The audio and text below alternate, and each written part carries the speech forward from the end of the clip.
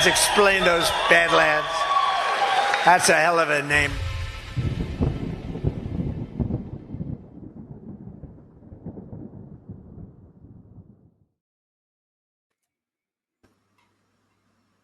Hello, everybody. Welcome. Good evening, good afternoon, good morning. Gordon, how you doing, man? Long time no see. Yeah, it's been a while. Good to see you, man. I'm great. Cool. Been back from Vegas for a couple of days and had a great time at GART. Everyone there was asking about you. So, but it's great to see you. And you are in a much nicer place than I am right now, even though the weather here is pretty nice. You are like somewhere tropical. Yeah, Cynthia and I decided that we had enough of shoveling and dancing in an ice age up in Canada. So we said no more snow, and we decided to depart from Canada to more hospitable terrain. And right now we are in Thailand. And unfortunately, I've been jonesing to talk to you and to actually chat a little bit, because every single time that Breaking History is going to air, we found ourselves in transit somewhere. So we were in Italy, seeing some of the most beautiful, gorgeous architectural accomplishments of human civilization, but also some really creepy occult, esoteric stuff too, which is all mixed in a weird mishmash there. It's a lot of fascinating experiences in Rome. And then after that, we decided to make our next little voyage to Thailand. So it's good. I don't miss the snow. It's something I could do without. But that being said, every time we were going to be on a show, we were in transit and couldn't be on live. So I'm happy that finally we could chat about some world events properly. Nice. Yeah. Awesome, man. Well, I'm glad y'all are enjoying your trip. Yeah. No, it's good. But a lot's been going on. I mean, it's really dizzying, right? And difficult in some ways. And I know you've been manning the helm of a few shows on Badlands. So you've got a pretty good feeling for what's going on as far as the different moving parts of the system. But there's a bunch of directions we can go in. We might actually have a special guest today, but due to some time difference, he may or may not show up. We'll see. If he does, it'll be great. If not, that's okay too. But yeah, there's some major breakthroughs in Canada that we'll be talking about. Some stuff on the Ukraine front. I know that there's something I'd like to ask you as well about your ideas pertaining to what's been going on behind the ceasefire negotiations between the U.S. and the Ukrainian counterparts in Saudi Arabia and Jeddah. Some very, very inflammatory. I mean, you know, Europe is showing its true colors right now in the case of Eastern Europe, in Romania especially. Serbia, Bosnia, Herzegovina, some really disgusting things happening that we'll talk about today. So we got a lot, and there's many other points to discuss too. But I guess before we do any of that, how about a word from today's sponsor? Sounds good. All right, let's do that. All right, so I think the first sponsor we got today was it Goldco? I think it's Goldco. Yes. All right, let me run that.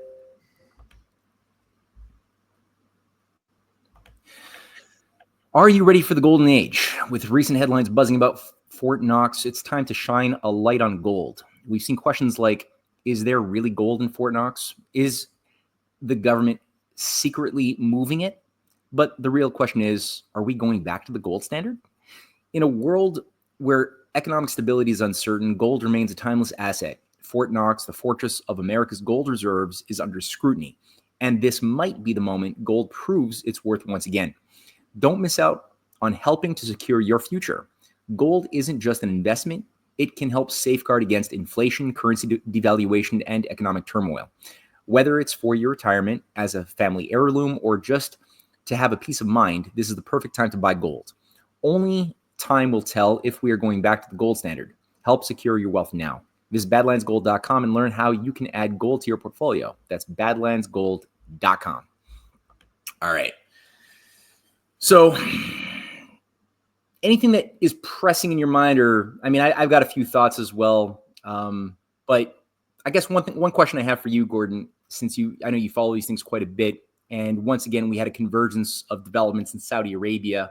And I was a bit confused, frankly, what that was all about, because we've had a negotiation that has been reached between certain associates of Zelensky meeting up with, I guess it was Mark Rubio and some American counterparts in Saudi Arabia to discuss a ceasefire. And I don't really know. I mean, what was behind that? Because just the day before, it seems like there was a massive assault on a lot of civilian centers, Russian civilian centers with like 500 Kiev drones. Most of them were shot down. Some of them landed directly in apartment buildings, killing civilians, which is a brutal slap on the face and insult. But then the next day, not even 24 hours later, there's this discussion about creating a ceasefire.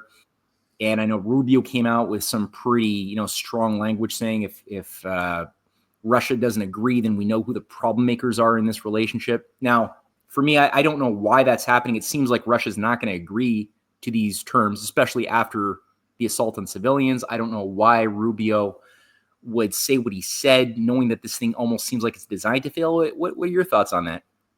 Yeah, I don't know.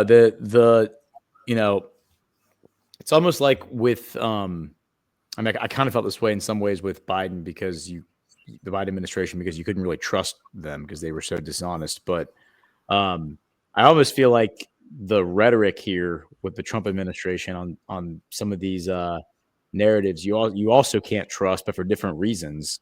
And it's because, I don't know, they say one thing and then they turn around and they do something very different. And an example, of course, being the Gaza thing, like the Gaza Riviera thing, right? Which clearly it's become pretty clear now was never the intent, what Trump originally said. And now the ball's firmly in the Arabs' court to take the helm there. And it almost seems like the Israelis have been completely removed from the conversation. And now it's just going to be up to the Arabs as to how that situation is handled. Right. With Ukraine, that is an interesting situation. What I've been looking into is Zelensky himself is doing some odd moves, because I think about a month ago, he put a bunch of sanctions on these Ukrainian oligarchs, people who you might ostensibly think are his handlers, including Igor Kolomoisky, who literally created him as like a television comedian, and then funded his political career. And I think if I have my facts correct, I think Kolomoisky has been in prison since October, if I'm not mistaken. I need to verify that. Which is another weird situation. So there's also the dynamic that Zelensky, like, what's going to happen to Zelensky once he's actually been in prison for 1.5 years, which is really weird. Yeah. Mm-hmm. So it's like, what's going to happen to Zelensky once he leaves office? Trump has been saying he needs to have an election. Is Zelensky going to suffer the fate of Gaddafi and Saddam Hussein? Or, maybe even something worse. And, who would he be suffering at the hands of? Would it be the hands of the CIA? Would it be the hands of Ukrainian oligarchs? Would it be at the hands of the Ukrainian people themselves? Right. I mean, given the fact that you now have just every day just videos of people being grabbed off the street and dragged into vans to be sent off to the front lines, right? There's no lost love on Zelensky amongst the Ukrainians in general, and I mean it's generally aware amongst so many Ukrainians of his role in the Panama Papers, offshore money laundering havens. Like, he's recognized his multiple mansions that he has overseas as well. That's generally resulted in a lot of hate amongst the Ukrainians for Zelensky. So what's going to be his fate? Good question. Who would replace him? I know there's discussion around Yulia Tymoshenko, who's been a weird creature. I think that there's some discussion that she has been in communication with some of Trump's networks about being feasibly one potential replacement. Though I don't really know exactly. I know she speaks with a lot of anti-Russian rhetoric, but at the same time, she'll go and make a deal with Russians that will enrich her. So she's somebody who feasibly might not be ideologically motivated and might actually be capable of making deals, perhaps. So that would be interesting. But so you're saying basically, are they feasibly throwing Zelensky under the bus? Is this ceasefire maybe designed to sound belligerent to the Russians, but be designed to tank for another reason. That's possible. It's true. I guess that's what you're alluding to, right? Somewhat. I mean, not that it's. I mean, what is very strange is that you have these cabinet officials still engaging in uniparty rhetoric, and kind of towing the MSM line, so to speak, right? Where Right. in Trump 1.0, the cabinet members, and not that this isn't happening, this is happening to some extent, where the cabinet members are like correcting reporters who are asking them questions and saying, no. Like you're not looking at this, or you're not stating facts. You're not even your underlying premise is completely flawed. I mean, they're leaning into this idea of like Putin bad, Putin evil, Russia evil. Like Ukraine are the good guys, and that's just demonstrably just not the case at all. And like to the extent that even JD Vance was calling out Zelensky in the Oval Office about them like kidnapping Ukrainian civilians and conscripting in the military. So it is really silly that Marco Rubio is doing that. I mean, that was one of the reasons that I winced really hard when he got nominated. I was just like, Marco Rubio is a uniparty shill.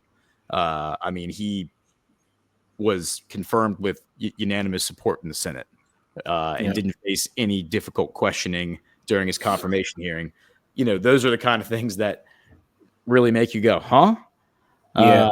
But I mean, I could also see, on the other hand, if Trump felt like that Rubio was going to do what he wanted him to do, that would be a great way to get somebody in really quickly. Because as soon as Rubio was confirmed, he was on the phone with Netanyahu and heading to the airport to board a plane to fly to Germany. And I mean, he looked exhausted at the State of the Union last week. I think Trump's just been working him to death.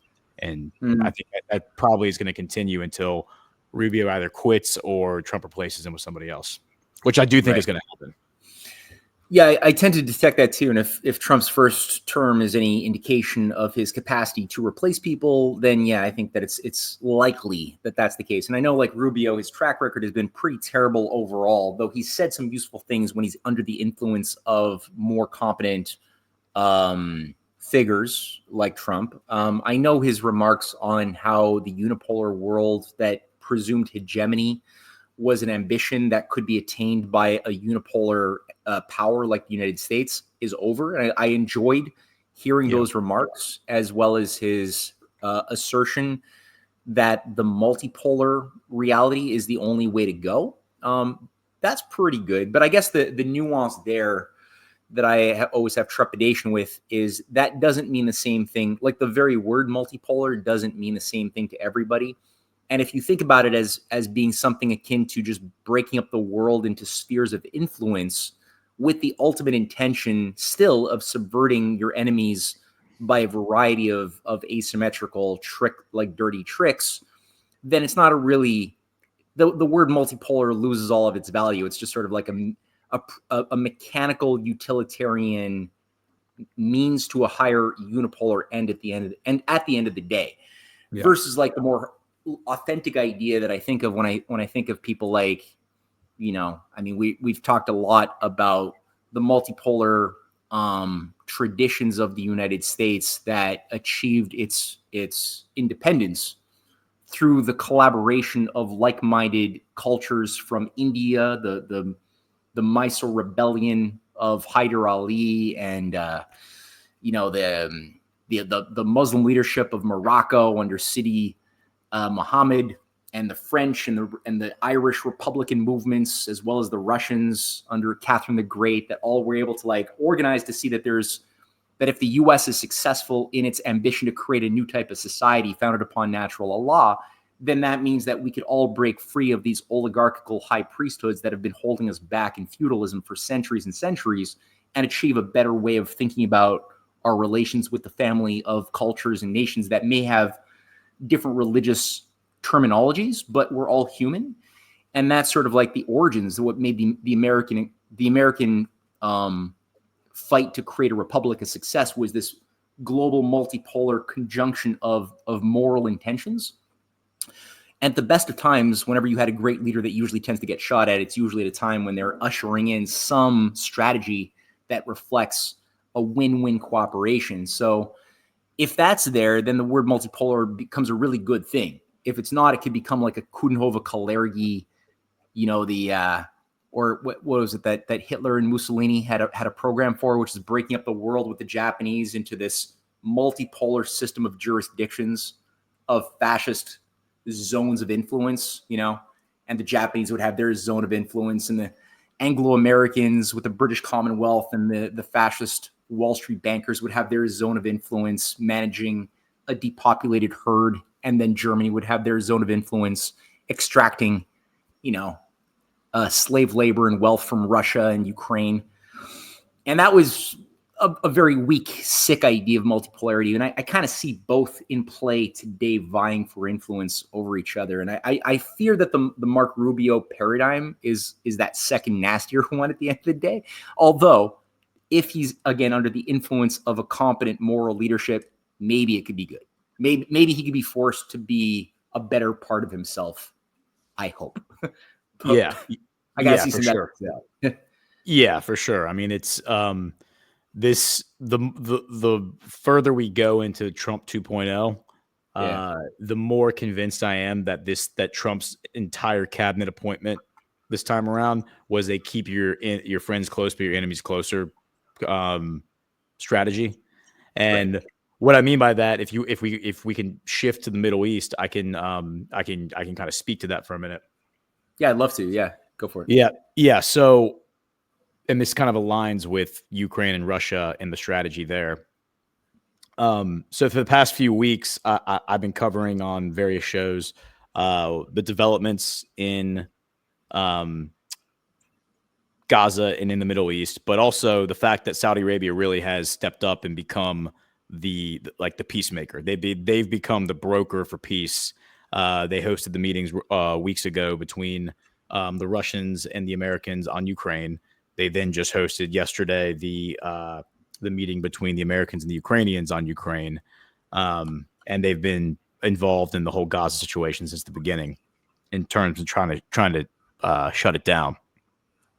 So I think that their involvement in all of this is a very positive sign. It's what I've expected to see from the beginning, and it's what I hope to continue to see through the end, because they obviously have they have a lot of money invested in a lot of bilateral deals around the world that are not only them investing money in other countries, but other countries coming in investing money in Saudi Arabia. And that's only going to be fulfilled if there's peace, because people are not going to invest billions or trillions of dollars in Saudi Arabia if it's a war zone or if it's surrounded by war zones. So it is absolutely in MBS's best interest to make sure that the neighborhood is safe, the Middle East is stable, and that these forever wars are shut down. And that's a Gordian knot, as you know, to untangle. Mm-hmm. But what we saw last week, we saw Bezalel Smotrich, the finance minister of Israel, fly to the United States. And the narrative was that he was going there in anticipation that Trump was about to make an announcement that he was going to endorse the annexation of the West Bank into Israel. And basically Palestine was going to become part of Israel. That was the narrative that was out there. Trump was asked about this when Netanyahu was in the Oval Office. Trump, that was on February 5th. Trump said, a lot of people are asking about that, and there are a lot of people who want to see that happen. We will have an answer for you on that in 4 weeks. And 4 weeks later was when Smotrich was flying. That was last week. So the expectation was that we were going to get this announcement. Instead, Smotrich gets relegated to meeting with Scott Bessent, the Treasury Secretary. They come out with very boilerplate, standard, rhetoric about how their meeting went, saying we're looking for areas of cooperation and how we can work together to, mutual benefit. And then now, and I've been waiting for something to kind of break on that. So now, and I just saw this as we were going live, we have Smotrich, and Smotrich has been, ever since the ceasefire was signed on January 19th, he's been, he was threatening to leave the government, which would have caused the government to collapse and Netanyahu to leave power. And that's what, a lot of people wanted to see that happen. Itamar Ben-Gvir, the national security minister, he already left, but it's Smotrich who needs to leave for the government to collapse. And then he's been holding press conferences and assuring the Israeli, like assuring his constituents who are hyper pro-war, that they are going to resume the war, like as soon as they possibly can. We're going to resume the war. Like the war is definitely going to resume. This whole talk about peace and all that is nonsense. And hostages be damned. We're going to resume the war. Now he's changing his tune a little bit, and he's saying, well, we can't quite return to war yet because we want to make sure we get our hostages back. So obviously somebody at the White House said something to him. At least I think that is leading him to say something like this. I think even if it was hollow promises or deception, they obviously said something to him that satisfied him to some extent, where he's going to go back now and basically advocate for focusing on getting the hostages back before the war is resumed. And his exact rhetoric here in this press conference he held is, what is it? It's So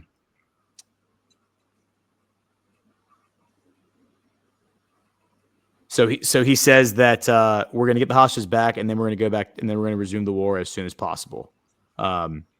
Because back in February, his exact words were, "Destroying Hamas was more important than freeing the last hostage." And that's now what one of his party members, this guy Orit Struck, is continuing to say. But here's where things are really interesting, Matt, because I don't know if you have been following this for the past couple of days. But this guy,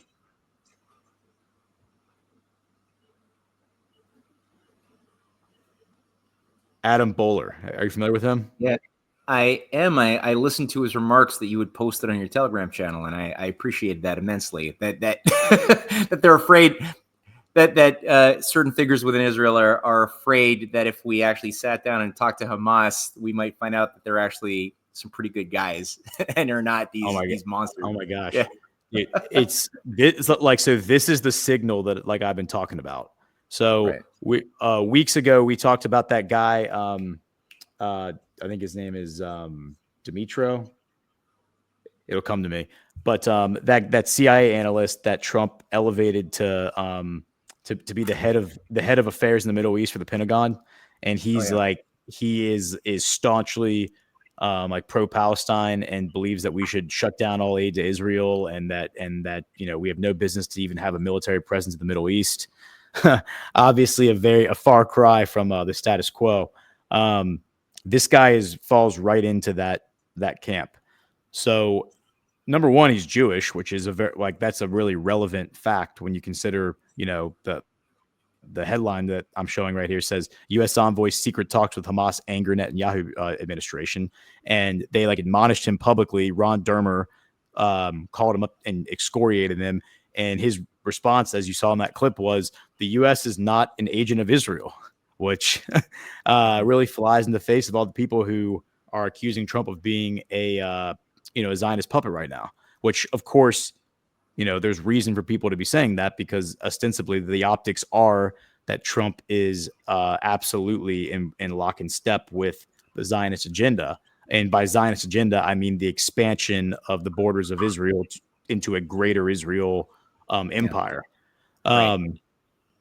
But if we flip back to this one, this is where it gets interesting. So Smotrich actually starts to disclose what was going on with Adam Bowler. So it says in an interview on KAN radio on Monday morning, Smotrich said that the direct talks between U.S. President Donald Trump's envoy for hostages, Adam Bowler, and Hamas were an utter mistake. According to Smotrich, Bowler had acted on his own accord in order to free captive soldier Idan Alexander, who is a U.S. citizen.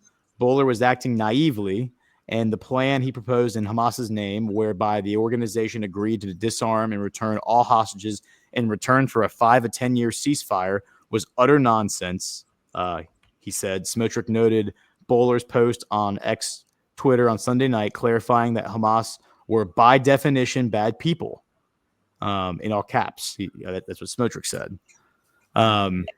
So the signal there is that Adam Bowler is basically completely ignoring the Netanyahu regime. He schedules a meeting with Hamas on his own, to meet face to face.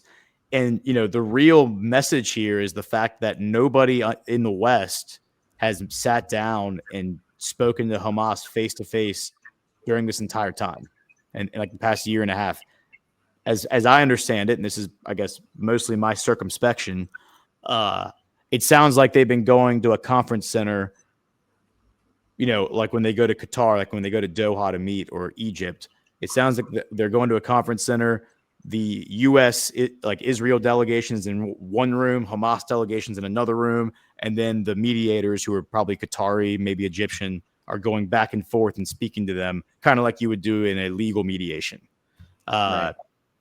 What this guy does is he says, I want to get face to face with these people and I want to speak to them. And what he was saying on CNN the other night is that, they're actually pretty nice guys. Like once you sit down and talk to them, which triggered a lot of people, including Smotrick.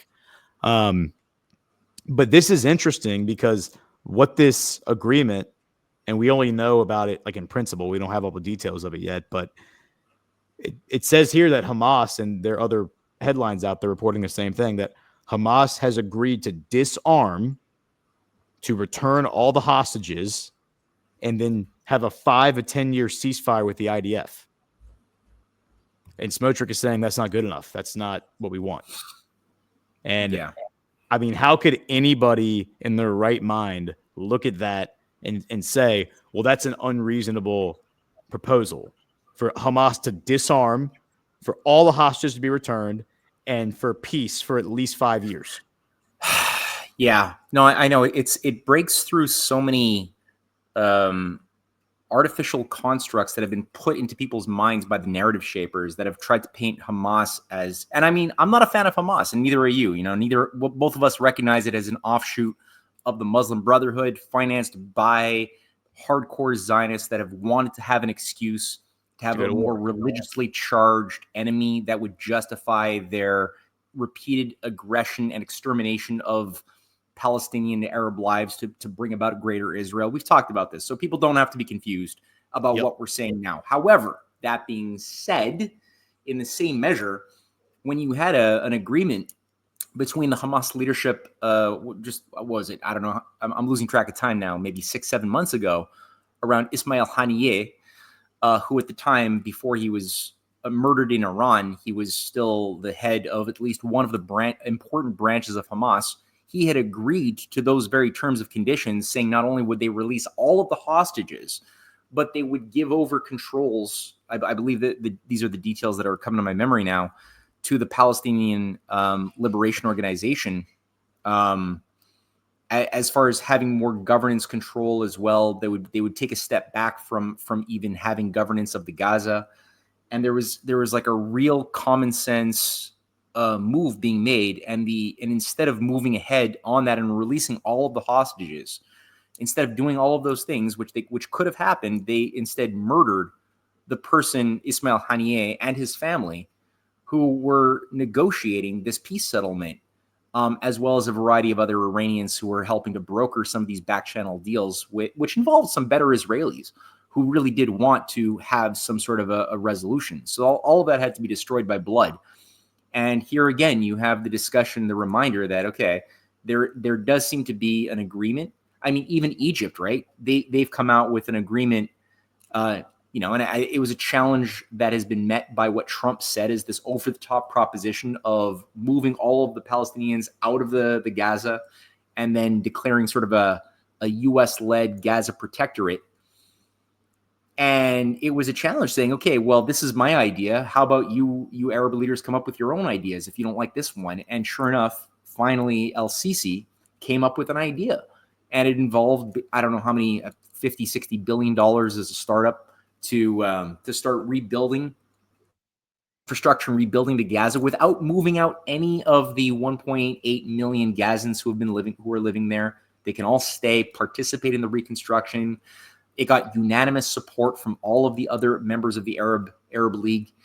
And it involves a condition of no U.S. military and no Israeli military involvement.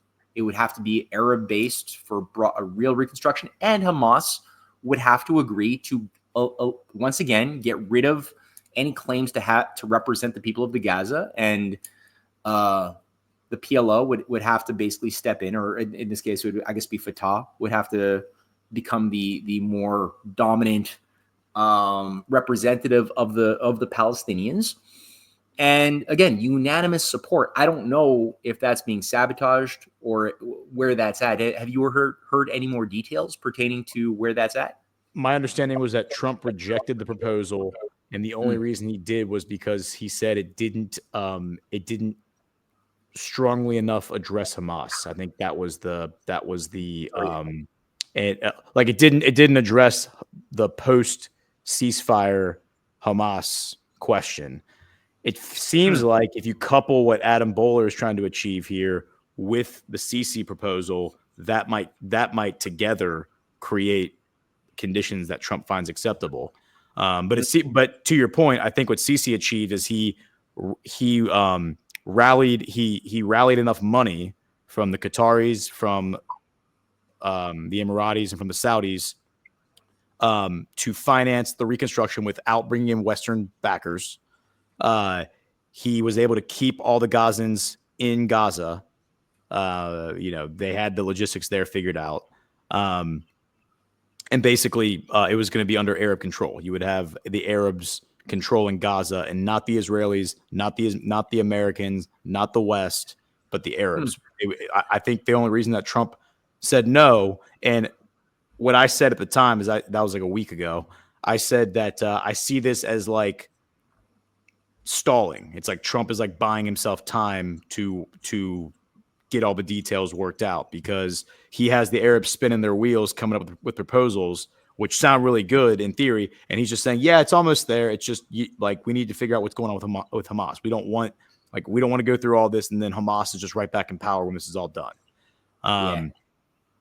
So it's like if Hamas is going to disarm and there's going to be a 5-year ceasefire, that provides MBS all the time he needs to bring prosperity to Palestine. And assuming that you can deal with Israel and the IDF, and I feel pretty confident that Trump has a plan for that. The prosperity that I think is going to be brought to the region is going to de-incentivize people from wanting to join a group like Hamas. Right. I hope so too. I really do. I've just noticed question here on that, but the only question on that though is like Israel, because obviously if Israel is going to continue in their belligerent warmongering and also just their aggressive disposition and inclination to subjugate Palestine, all the prosperity in the world isn't going to change that. No, it really isn't. Now, as you're saying that, I'm noticing that our special guest has just entered the digital room. And so without further ado, I'm going to introduce. Now, this is somebody that I think many of the audience members who are listening live are probably familiar with. He's somebody I've been following for a long time, a good friend. Alex Krainer has some pretty solid conceptions and modes of looking at the world with a broad understanding of the economic and geopolitical dynamics. So I was really happy when he agreed to pop on for today's show. So without further ado, let me introduce Alex Krainer. Alex, my man, how are you doing, buddy? Matt, thank you very much for having me. It's an honor to join you, and I apologize. It looks like I'm 35 minutes late. All good, man. It seems to me that what happened is that you all went back to summertime. Yeah. So because I had this in my calendar in another 25 minutes, and then I saw an email from you saying, pop on in or something like that, and I was like, what's wrong with Matt? Yeah.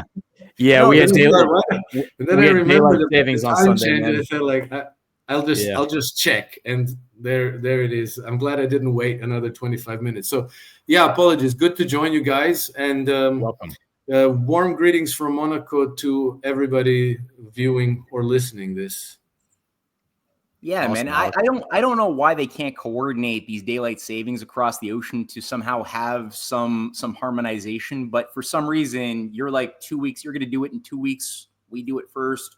It's just a way, I think, just to keep people in a general state of dis-ease. That's my conspiratorial. Yeah. I think so. It's such a joke, but it's not. is the smallest of problems that we're facing right now. And when we fix everything else, then we're going to take care of these last remaining blemishes to utopia, and it's going to be all fine.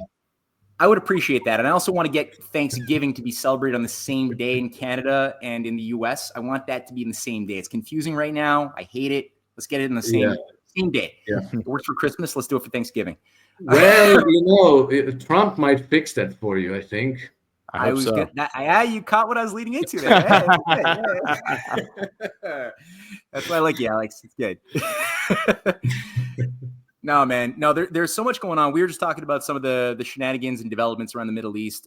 Actually, we were without going further into that, I was curious about your view of Saudi Arabia right now, and how I know that Saudi Arabia is playing a really interesting role, sort of like working all sides and playing a rather peacemaker role, providing credit for propositions that would involve the reconstruction of Gaza that they've offered as long with Qatar and other nations. Cool, very cool. But also there's some weird stuff too, where I think MBS announced that they won't be participating in the next BRICS summit in the near term future. And I'm curious, so what's your take right now on Saudi Arabia and why they made that announcement? It seems to me that Saudi Arabia, like many countries around the world, are not really sovereign. So the situation has changed since last Trump administration. They're no longer enemies with Iran. They have much farther developed relations with China and with Russia. The neighborhood has changed. Israel has been weakened substantially. The American ability to project power in the region has been weakened. But nevertheless, the Saudis still sell their oil, export oil, and sell it in US dollars. And most of those US dollars are sitting in the American banks at the Federal Reserve. And last I looked, and this really wasn't very recent, but last I looked, we're talking about $800 to $900 billion. That's a lot of money. And, the US will not hesitate to condition their access to that money with their conduct. So, you have to obey, comply, or else we freeze your accounts, as they have done to the Russians.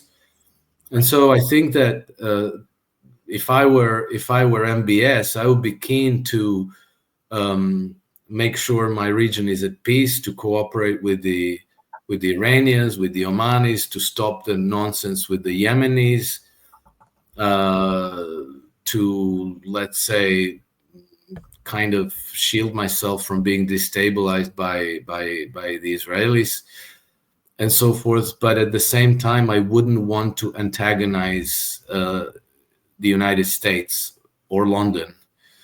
And so I think that he has to kind of tread that balance very carefully. And so a lot of things that they are doing may not seem to make sense at first blush, but then maybe there are rationales for why they're doing it. I'll give you an example. There's that big giant project of the Line cities. What is it called? Gnome cities. Yeah, the line. I think they call it the Line, actually. Yeah, the Line. But then there's another name that's floating around. It might be Gnome. Yeah, you might be right, Matt. And so, what sense does that make? That's so stupid, isn't it? But it kind of plays to the Davos audiences. A smart city, complete re-engineering of society, and everybody's going to be vaccinated and have a chip and live in a smart city and be controlled at all times and no getting out of this line, and all this. So the people in Davos are probably going, yay, how beautiful is this? But, maybe the reason why the Saudis are doing this is because it gives them kind of like a money laundering project to get the money out of European and American banks. To say like, hey, we need to spend $900 billion, as it happens, on building this city. So let's please have it as we demand. And then you bring some caterpillars there, you turn up some dirt, you build some put some sticks in the ground and you say, here, look, it's all. And then the people in Dallas say, like, how wonderful, this is the future. Let's give them more money. And so I think that maybe this is what they're doing. And maybe I shouldn't have said that, but I'm sure that the Davos people don't follow your podcast. Yeah. No, that's actually some good insight, because last I heard, and it has been a while since it's been reported, but they've only built like a mile. It's supposed to be like hundreds of miles of, like, this thing's supposed to be like 150 miles, and they've only built like 1 mile, and that's only in its very, very early stages. So I love that take. That's actually a really, really good explanation. Well, I don't know. It's not an explanation. It's a guess. But a guess. I try to put myself in their shoes. Yeah. And what would I do then? Mm-hmm. Yeah. You can't just tell them, hey, listen, we want to $900 billion. We want to buy gold, and we want it shipped over to Saudi Arabia. What's the chances that they're going to say, like, oh, okay, yes, sir, just give us a week and the gold will be on its way. Right. Yeah. Well, it's a great point. And one thing, like, I've tracked MBS more closely probably than anybody else over the past few years.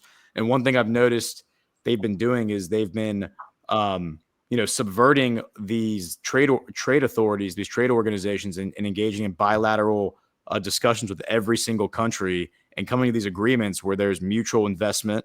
Donald Trump recently announced the $600 billion from Saudi into the United States. Trump says it'll probably be more like $1 trillion. I saw that. Yeah, but it's the same with China. He had some big announcements with China last year, Russia as well. Matt, I reposted and wrote up today in our Substack newsletter the joint naval exercises between Iran, China, and Russia. So it really feels like China and Russia are coming in strong behind Iran, just as the rhetoric out of the Zionists is, let's go to war with Iran. It seems like Russia and China are kind of standing behind Iran saying, like to see it try. MBS is uniquely positioned in this moment to have leverage over pretty much every single person at the table, because he has something he can hold over their head. He can hold over China's head the bilateral trade agreements that they've engaged in, specifically the electric car investments, the space technology companies that they're forming. The United States, the $1 trillion that he's allegedly promised Trump. With Israel, it's the normalization deal. Him and Putin are pretty close and have seemed to be working in lockstep. And then Iran, of course, as you mentioned, Alex, they've normalized relations with Iran since October 7th. So there seems to be one person and one person only who's capable of mediating this situation, and I think that's MBS. Of course, the Zionists need to be addressed, because you have these radical elements within the Netanyahu regime, and I'm not sure that they can be negotiated with. But that's a separate discussion, and something that I expect Trump to probably be the one to deal with.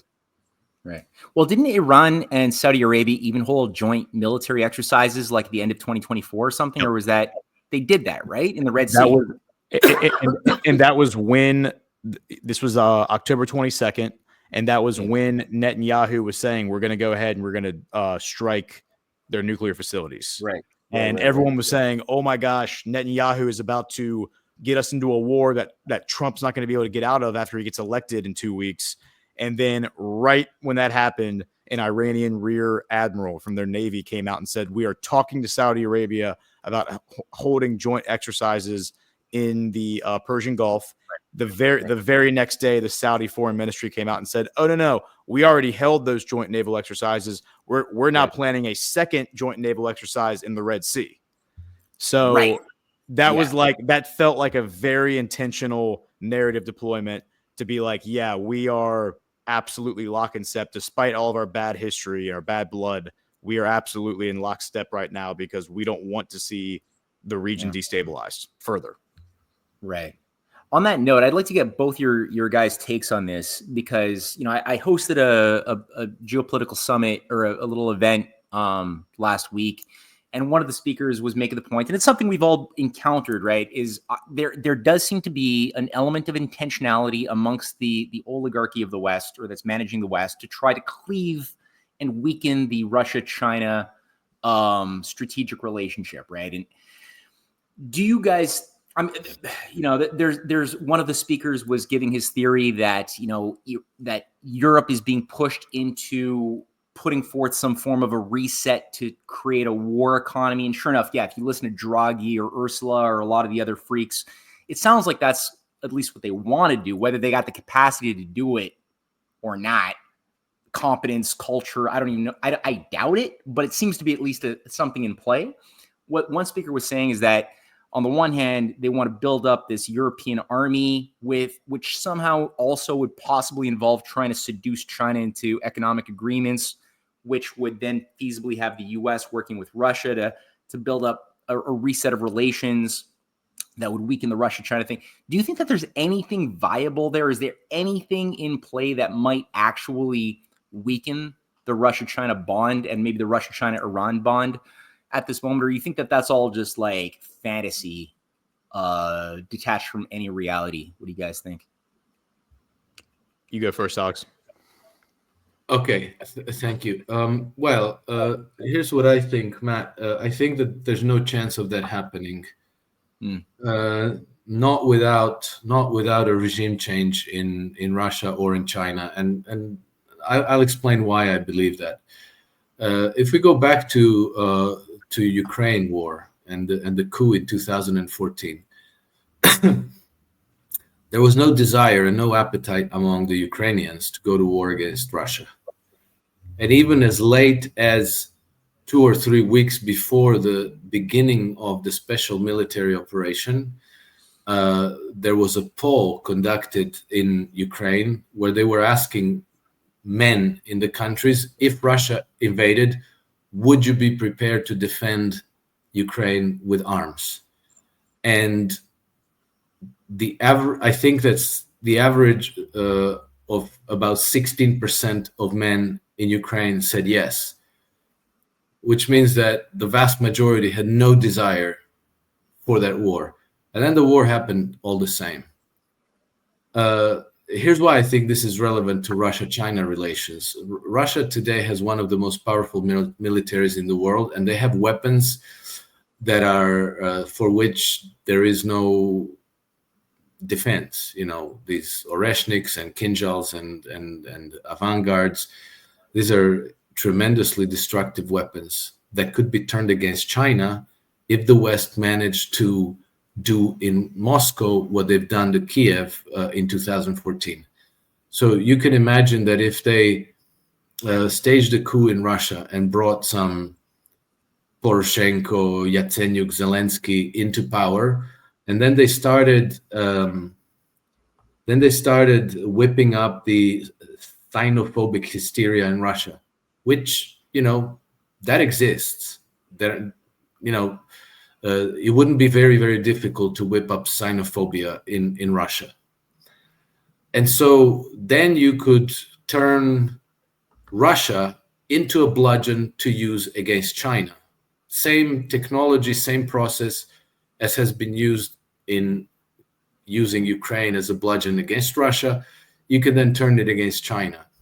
I'm convinced that the Chinese are completely aware of this and that their bond with Russia now is existential. They cannot afford for Vladimir Putin's regime to fall and risk that regime becoming the enemy of China.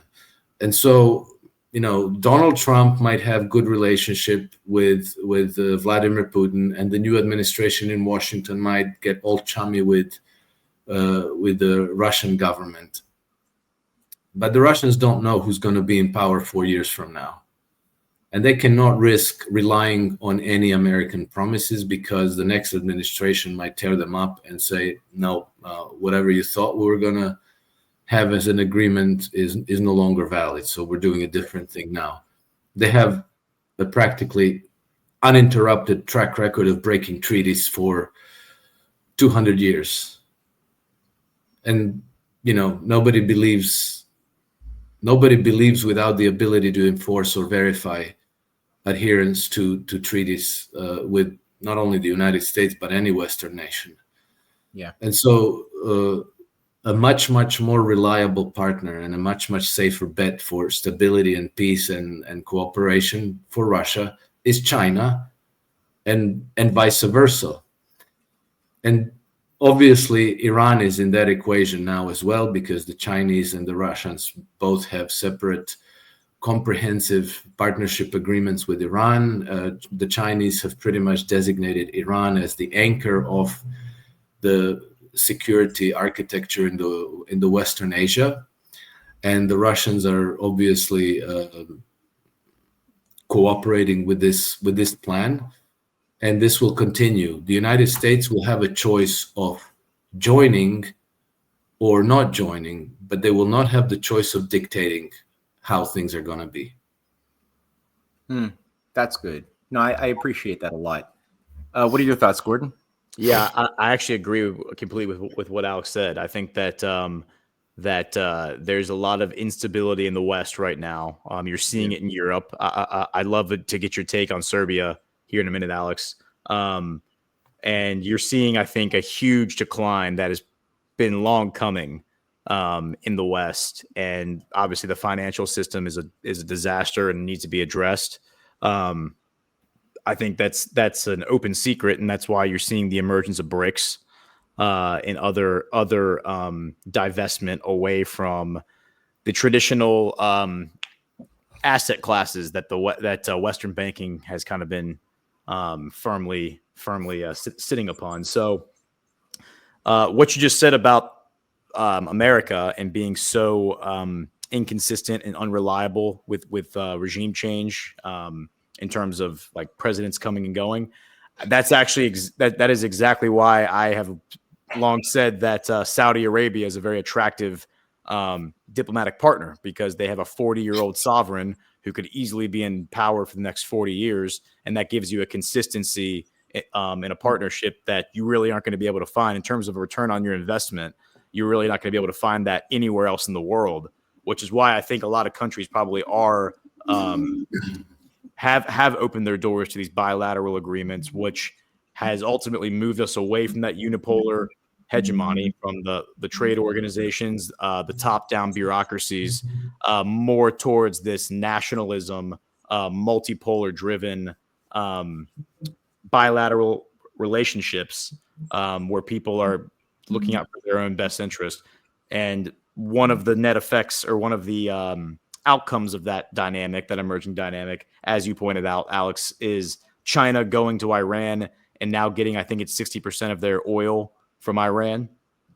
And so they have a very, very vested interest in making sure that Iran is not, struck by Israel or the United States, as does Russia with their comprehensive security agreement that they've signed with them. And I think that triumvirate of those three countries is a big new Brzezinski's worst nightmare, as he spelled out in that book that you shared with me, Matt. Exactly. So I think we're seeing his Brzezinski's worst nightmare come to light, and I think that is going to create the counterbalance that we need to upset the unipolar hegemony.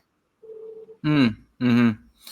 Well, what I'd recently watched a little clip of Trump making the point, and I wasn't sure how to feel about this regarding this desired Iran nuclear deal, and he was speaking in a bit of I guess using the typical Trump language, a bit of a threatening tonality, warning that something big was going to happen, that something historic might happen.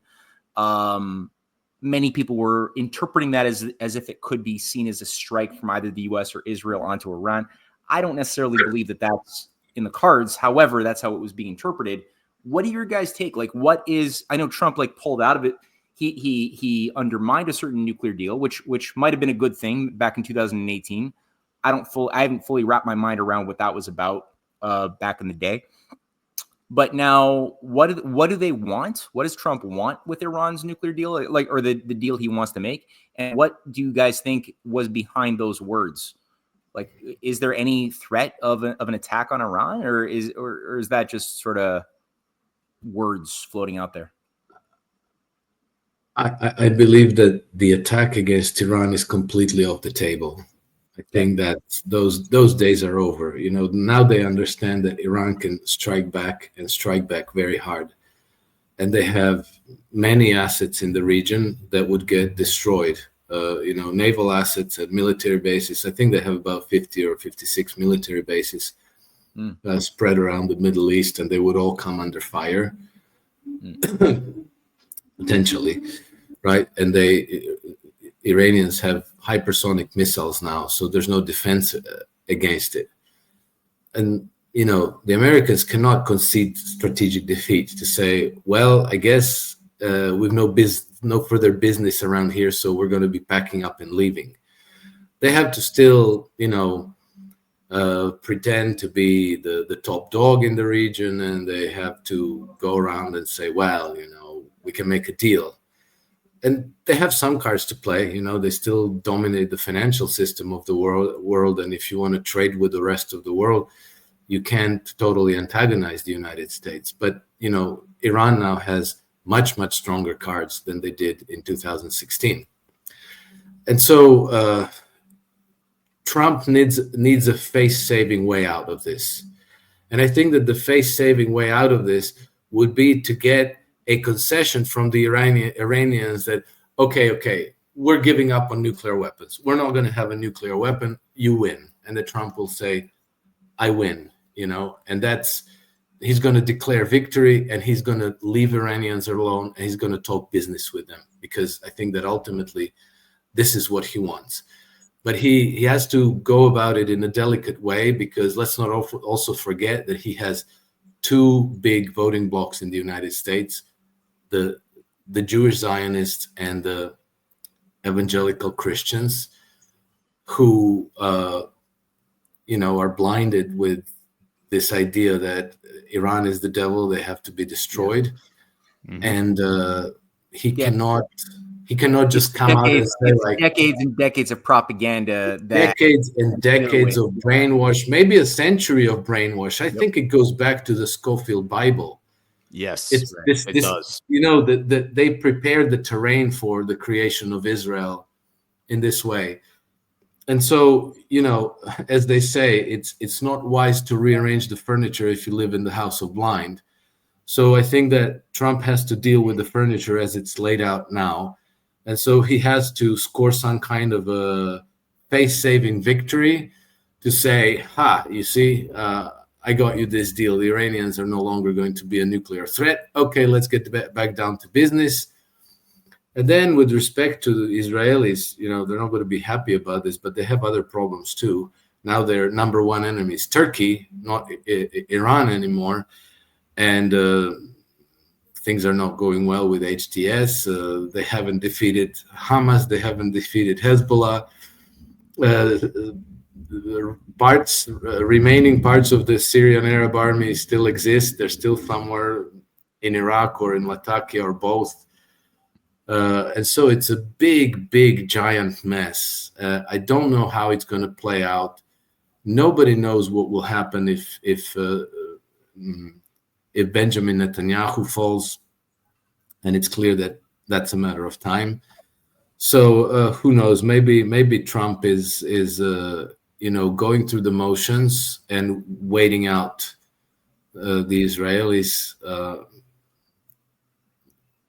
And he's going to deal with the Iranians probably in a much better and more constructive way than he did in the past. Those are so many good points, Alex, you just made, and I like to address a few of them, and then I'll get to what I think is going to happen with this nuclear deal. I think if you look at the three things, you look at the Abraham Accords, you look at the hypersonic missile strike that Iran made on Israel last fall, and then you look at the fall of Syria. I think those three things have created almost like a trap, almost like a pincer move against the Zionist Christian evangelical coalition. And here's why. The Abraham Accords organized the Arabs into an alliance with Israel, And I think the reason that the Zionist neocon regime bought into it is because they saw it as an opportunity to turn the Arabs against the Persians and still get their war in the Middle East. It would just have a different dynamic where the Arabs and Israel and the United States would fight Iran and whoever was going to line up with Iran. So they were all about it. They're like, yeah, all right, great. Abraham Accords, we'll do it. Got that signed. That demonstrated to Iran that this could potentially happen. Then you got the missile strike against Israel, where you may recall Netanyahu was reading after that and his hands were shaking. I mean, he seemed like he was physically shook, literally physically shook by how easily they penetrated the air defense systems with their missiles, and they intentionally didn't hit anything important. Yeah. So very, very vulnerable, and they could have easily killed many, many Israelis if they wanted to. And then the third was the fall of Syria, which was very strange because there was no resistance. It was almost the comparison we've made on Badlands Media. It's exactly like the strategy the Russians have used in Ukraine, the maneuver defense, where they fall back intentionally. They draw the Ukrainians in, then they circle around and flank them. It's almost like that. It had that same feeling, like Assad everyone dropped their guns, Assad retreated, and then all of a sudden Israel and Turkey moved in, and now Israel and Turkey control Syria. And I saw somebody write an article about this when it happened, and it was a great. I think it could have been Pablo Escobar. It could have been Pepe Escobar. But somebody wrote a great Substack article where they talked about how this actually was going to be a net negative for Israel, because now you've lost the buffer of Syria between Turkey and Israel, and now you share a border effectively with Turkey, and you could see Turkey now make a move directly against Israel much more easily than they would have with Assad in power. So with all of those elements playing at play, with Turkey threatening Israel, Saudi and the Arabs threatening Iran, and Iran threatening Israel, I could see a settlement coming out of this where Israel or Iran makes that concession, Alex, where they say, yes, we will not pursue nuclear weapons. In exchange, they get permission to expand their nuclear energy program, because we built them their first reactor in 1975. The Russians have helped them maintain it, but they probably want more reactors so they can have more energy. I know that MBS wants a reactor. MBS has been on Fox News saying, why can't we have a nuclear reactor? We want nuclear energy too. Like we're trying to get out of the oil business. We're trying to get into, like the next phase of human evolution and energy. I could see a situation where a negotiated settlement that involves the Arabs, where the Arabs get access to nuclear energy, the Iranians get access to nuclear energy, and in exchange, they basically act as like a counterbalance, where the Abraham Accords balance out the Persians. Everyone's watching one another, and everyone starts to pursue energy as opposed to pursuing weapons. That would be, that makes all the sense in the world to me. I think I totally agree with that. I think that's what's going on.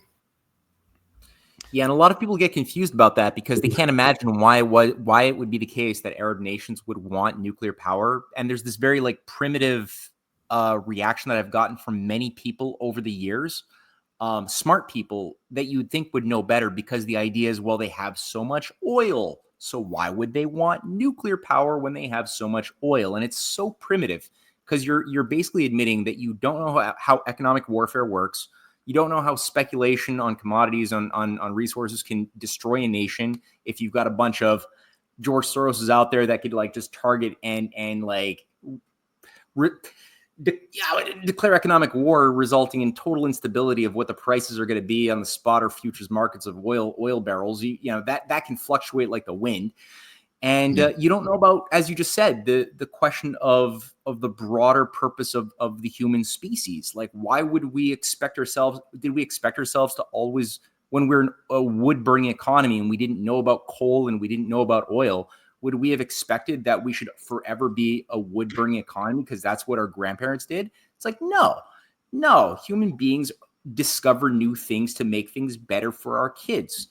And so why not move beyond the chemical domain and into the atomic domain for our kids' sake and for every human being that's going to come after us who will have more opportunities.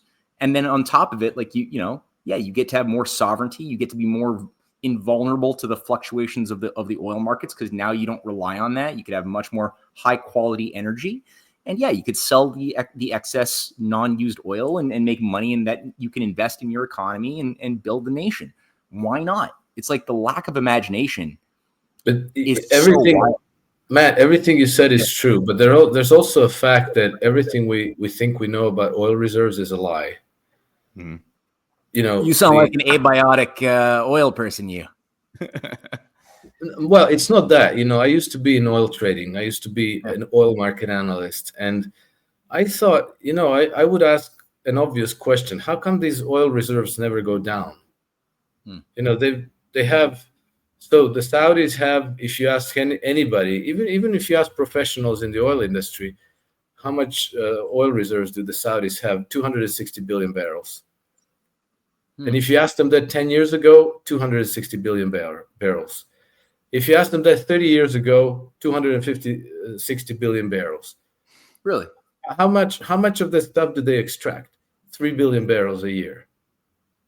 Okay, so how come it doesn't go down by 3 billion barrels a year? It's always it's always like this. Yeah. But they keep extracting it and exporting it. Last time they had an audit, like an independent audit of oil reserves, was in 1979.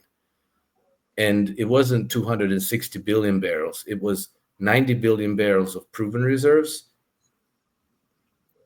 100 and, you have proven reserves, likely reserves, and or probable reserves and possible reserves, depending on the likelihood that you'll be able to extract them feasibly given the current technologies. Okay, so they had proven, probable, and possible, a total of 170 some billion barrels, not 260, 176, I think. And they've extracted more than 110 billion barrels by now, which would imply that all of the proven reserves are gone.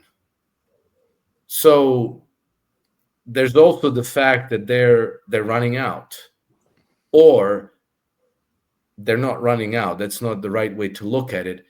They're running out, or they have run out of that stuff that just comes out for free out of the ground.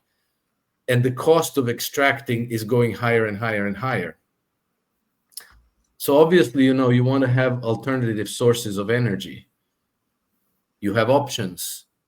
If the oil price is low, you can use it domestically. If the oil price is high, you can export it for dollars. But you have a plan B, you have an alternative. And if oil extraction becomes so unfeasible, you can just continue developing your economy on a different source of energy, rather than depending on that oil. And then once you run out, then say like, oh shit, now what? We have to think up something different. Right. Yeah. Then there's also the fact that Donald Trump has made it very clear that he wants to develop the American domestic oil industry and make it the most powerful in the world. So you're going to have competitors, and you're going to lose your clout, the clout that you've had since 1973, since 1974, since the petrodollar deal, or really going back further than that. Have y'all ever heard of Jason Lowery's book or thesis, Soft War? Have y'all ever read that? He was U.S. Army major, I believe, cyber division. And now his thesis revolves around Bitcoin, but we can remove Bitcoin from the conversation for the purposes of this discussion. But the crux of his thesis is basically that the future of warfare was fifth generation warfare. It was all going to be like cyber, and it was going to be driven by energy, because the people who are aggressive, who are warmongers, who are warhawks, are going to realize that the cost of kinetic warfare is so expensive that it's much cheaper to invest in energy production and move towards like quantum computing, where you can then, rather than having to build out like a physical army and attack somebody, you can just attack them with cyber attacks and dismantle their civilization, and go after them that way. And that's what he calls soft war. And so that's why we're going to see massive infrastructure and investment in energy production. So, and the people who are, not necessarily pacifists, they're aggressive war hawks, are going to buy into that paradigm because they see opportunity in continuing their warmongering using a different medium. And then that's basically going to drive, in the context of his thesis, that's going to drive the demand for Bitcoin and other similar concepts. But before we get to the Bitcoin, we can just set that aside. That's why I think we're going to see people buy into energy production. And the UAE recently announced that they're going to invest in a massive data center, which would kind of lend itself to the quantum computing narrative, so to speak. So the future of warfare could be not kinetic at all. Or if it is kinetic, it's just robots fighting one another. It could just be cyber attacks and economic warfare and subterfuge via psychological warfare, narrative warfare. Those have proven to be very, very powerful and effective ways of subjugating civilizations and toppling regimes, even more so than kinetic. So that's why I do think we'll see this energy deal, the nuclear deal become an energy deal. And we'll see a lot of these superpowers start to invest in energy production, which hopefully will be a net positive for everybody, because cheaper energy for the masses means that, more economic output. But I do think that kind of lends itself to what you're saying, Alex, with why would the Arabs want the world to move away from oil and into alternative energy solutions? And I think that would explain it, because MBS himself is a huge tech guy. He's a big tech nerd. And I think he sees the viability in technology. He said he wants to make Saudi a big tech player. So if you want to have that technological high tech economy, you have to have more than just oil at your disposal. If I may, and I haven't read this software thesis, but to me it makes sense. Whether it makes sense, I get that might make sense to the strategists of the Western Empire, and maybe their chief rivals like Russia or China. But I think that the empire still likes their proxies to fight the kinetic war, because they do like the killings, and they do like their proxies to absolutely destroy themselves, because then they can come in with the loans for reconstruction and make them, completely dependent for rearmament, for loans and all this. Absolutely. So I think unfortunately, for as long as the empire sticks with its methods, we're going to have kinetic warfare still. And then, what you explained does make sense. And I would bet that they have pretty much adopted this idea, because one thing I found very, very bizarre is that, the empire, which I don't like to call it the American empire, I like to call it the Western Empire, because it's not really American. British more than anything, I would say, but yes, you're right. It's like a zombified British Empire that's using the United States as its proxy, but it's the same strategy, same stakeholders, the same deal. They are not giving up on global hegemony. They want to rule the world. Yet at the same time, they've pretty much gutted all their militaries. The European, NATO, United States, Canadian generals are walking around in red high heels.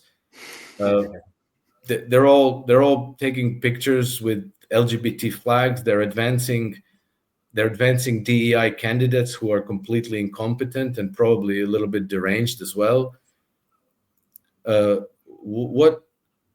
That's a good way to destroy an army's morale. So why are they doing it at the same time as they want to subjugate everybody else and make them their vassal or their colony?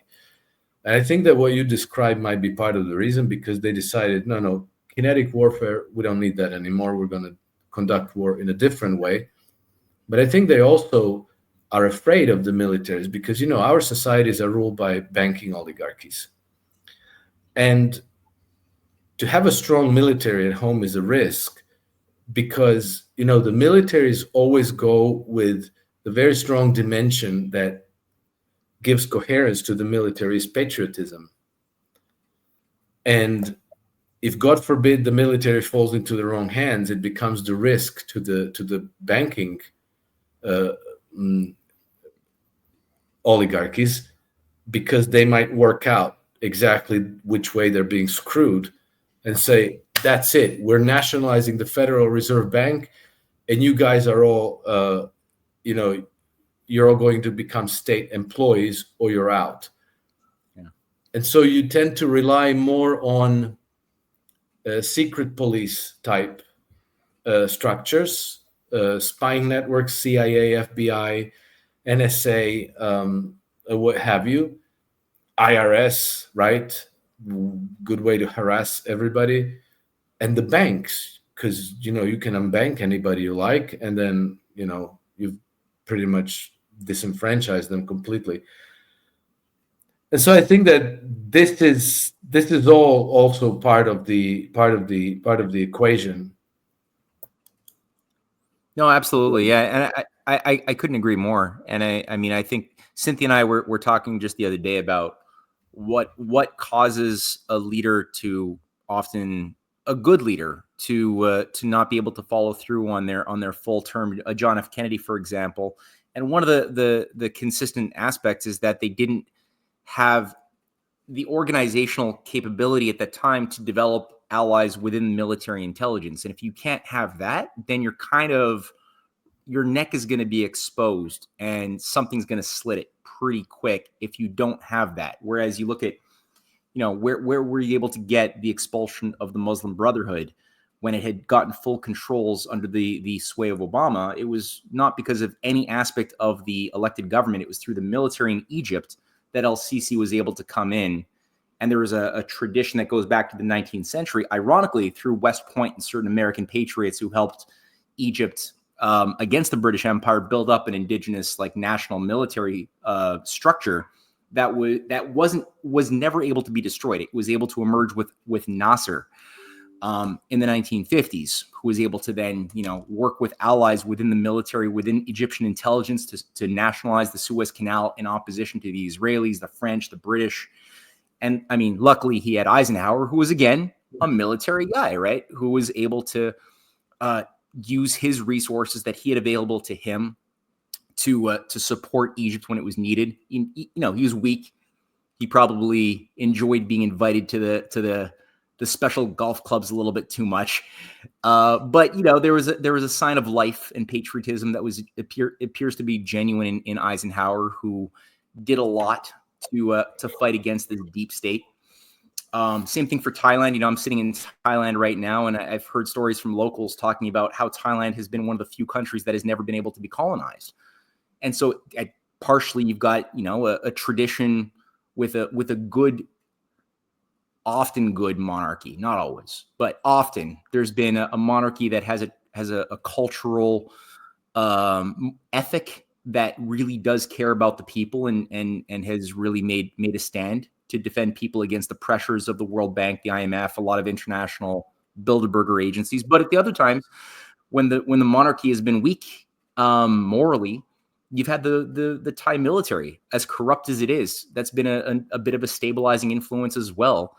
When both the elected aspect of the government, the monarchy, has been flawed and messed up, and the nation would have collapsed, the military was able to step in and keep some semblance of authenticity and move through certain storms. And again, they were never colonized. Ethiopia, similar stories can be told there. So yeah, what you're saying is totally right. And I think that's why they often go and target military intelligence for infiltration and brainwashing more than anything else. Whenever they're going to subvert a nation, they go for. People don't realize the amount of passion and obsession the oligarchy has with trying to get a foothold in the culture that shapes the military intelligence networks of a country. It's so big. So no, I think what you're saying is right. And back to the question of 5th generation warfare. Yeah. And that's a concern too, right? Like you could do good things for the wrong reasons. And that makes things a bit complicated, because good things should be done for the right reasons. But sometimes, like, you got Bill Gates talking about reviving nuclear power in America. Great. I like nuclear power. We all like nuclear power. But like, what's Bill Gates's agenda? Why he wants to? Well, he wants data centers to process, AI systems for the purpose not of facilitating the improvement of the productive powers of labor to make life better for people. It's to be a part of a command and control. He wants central bank digital currency is what he wants. Yeah, exactly. It's not like the right reason why you'd want nuclear power. He wants to be able to check at any minute whether your vaccine schedule is up to date. Exactly. Yep. Yeah. So as long as it's all centralized control, like computing, then like bring in the technology. But if we're not going to have that, if it's going to be decentralized, then no, we're going back to the Stone Age. Yeah, exactly. Yeah. And Alex brings up a good point about the debanking and the banking oligarchs controlling everything, and that's where Jason Lowery brings in the cryptocurrency and talks about the incentive to move to that. So that you don't fall into a situation where you are trapped by the oligarchy and having your assets frozen, which is what Trump did, by the way, with the Israeli diamond cartel in Africa in 2017. And that still has been playing out over the past several years in various court cases. But and then, of course, when Putin went into Ukraine and then Biden put sanctions on Russia, which forced Russia to decouple from the Western banking system, and that seems to be one of the greatest things that's ever happened to Russia, right? Yeah. So all right. So I get before we go, I'm going to do two things. One, I'm going to read an ad. We have one more ad to read, and then afterwards, I just want to touch on a couple of topics. You alluded to it, Gordon. The turn towards dictatorship, the loss of any semblance of the narrative that we are a free democratic world order, especially when you look at Romania, some stuff going on in Serbia and around Serbia, Bosnia, Herzegovina, and Spursk. I can't pronounce that. Anyway, Alex will know. And Canada. So I'd like to touch on a few of those things. But first, an ad from hold on, I'm just scrolling right now. Our other sponsor, who is Safe Streets. There we go. Safe Streets Home Security. 1 second. Damn it. Okay. Stupid mouse. Now's the perfect time to secure your home and your loved ones. Get a free ADT smart home security system valued at $1,200 from ADT authorized provider Safe Streets. Plus, get a Google Nest doorbell camera at no cost. Really? Okay. And a $200 Visa gift card from Safe Streets, the most trusted name in home security with more than 106,000 4.9 star Trustpilot reviews. Visit getsafestreets.com/badlands or call 925-529-6541. That's 925-529-6541 to speak to a representative today. $99 customer installation charge and purchase of new monitoring service required for their termination fee apply. There we go. Did a video show or did I screw that up? No, it did show. It should. Yeah. I was too slow. You're good. All right. Nice looking video. Right. Yeah. Okay. Great. Awesome. Yeah. Okay. So right now, there's so much going on. Cullen Georgescu has gotten a big slap. I know I think he was arrested. He got out of jail, but now they're saying he's not allowed to run, even despite the fact that he has over 40% of the support of the people of Romania. You got was it Dodik in Srpska. Thank you. There you Republic go. of Srpska. Yeah, that one. Another common sense, voice of reason, anti-war, generally pro-cooperation with Russia voice who's been told he's got to go to jail, and it's because of some German high representative. What? I don't know. I just learned about this like a few days ago. I don't know anything about why there's a German high representative who's like a Viscount controller of this area. Yeah. What's going on? Help us, Alex. What's Look, going on here? I can't tell you exactly, Matt. I sat through like a 90-minute podcast going through all this. Yeah. It's complicated as hell. People on the ground don't agree. The Serbian lawyers are saying, no, he shouldn't go to prison because these legal provisions don't even exist and he's done nothing wrong. The other ones are saying, yes, it's against the constitution of the Bosnia and Herzegovina, and so he has violated the law and the constitution has to go to. They don't agree. I don't know what's going on. I don't know if he's going to go to prison. I think he's going to get out of Dodge. We're talking about Milorad Dodik, right? The president of the Republic of Srpska, and I think he's going to go into exile to Hungary. So we'll see how it develops. But the thing that I was much more worried about is that just a few days ago, the British signed a military cooperation agreement with the government of Bosnia and Herzegovina. And that's never a good sign, because wherever these people turn up, rivers of blood follow. And so I'm very worried because the Balkans is one of the designated flashpoints, one of the beachheads against the pivot powers. That now that the strategy in Ukraine is failing, it's time to light the fuse in the Balkans again, perhaps.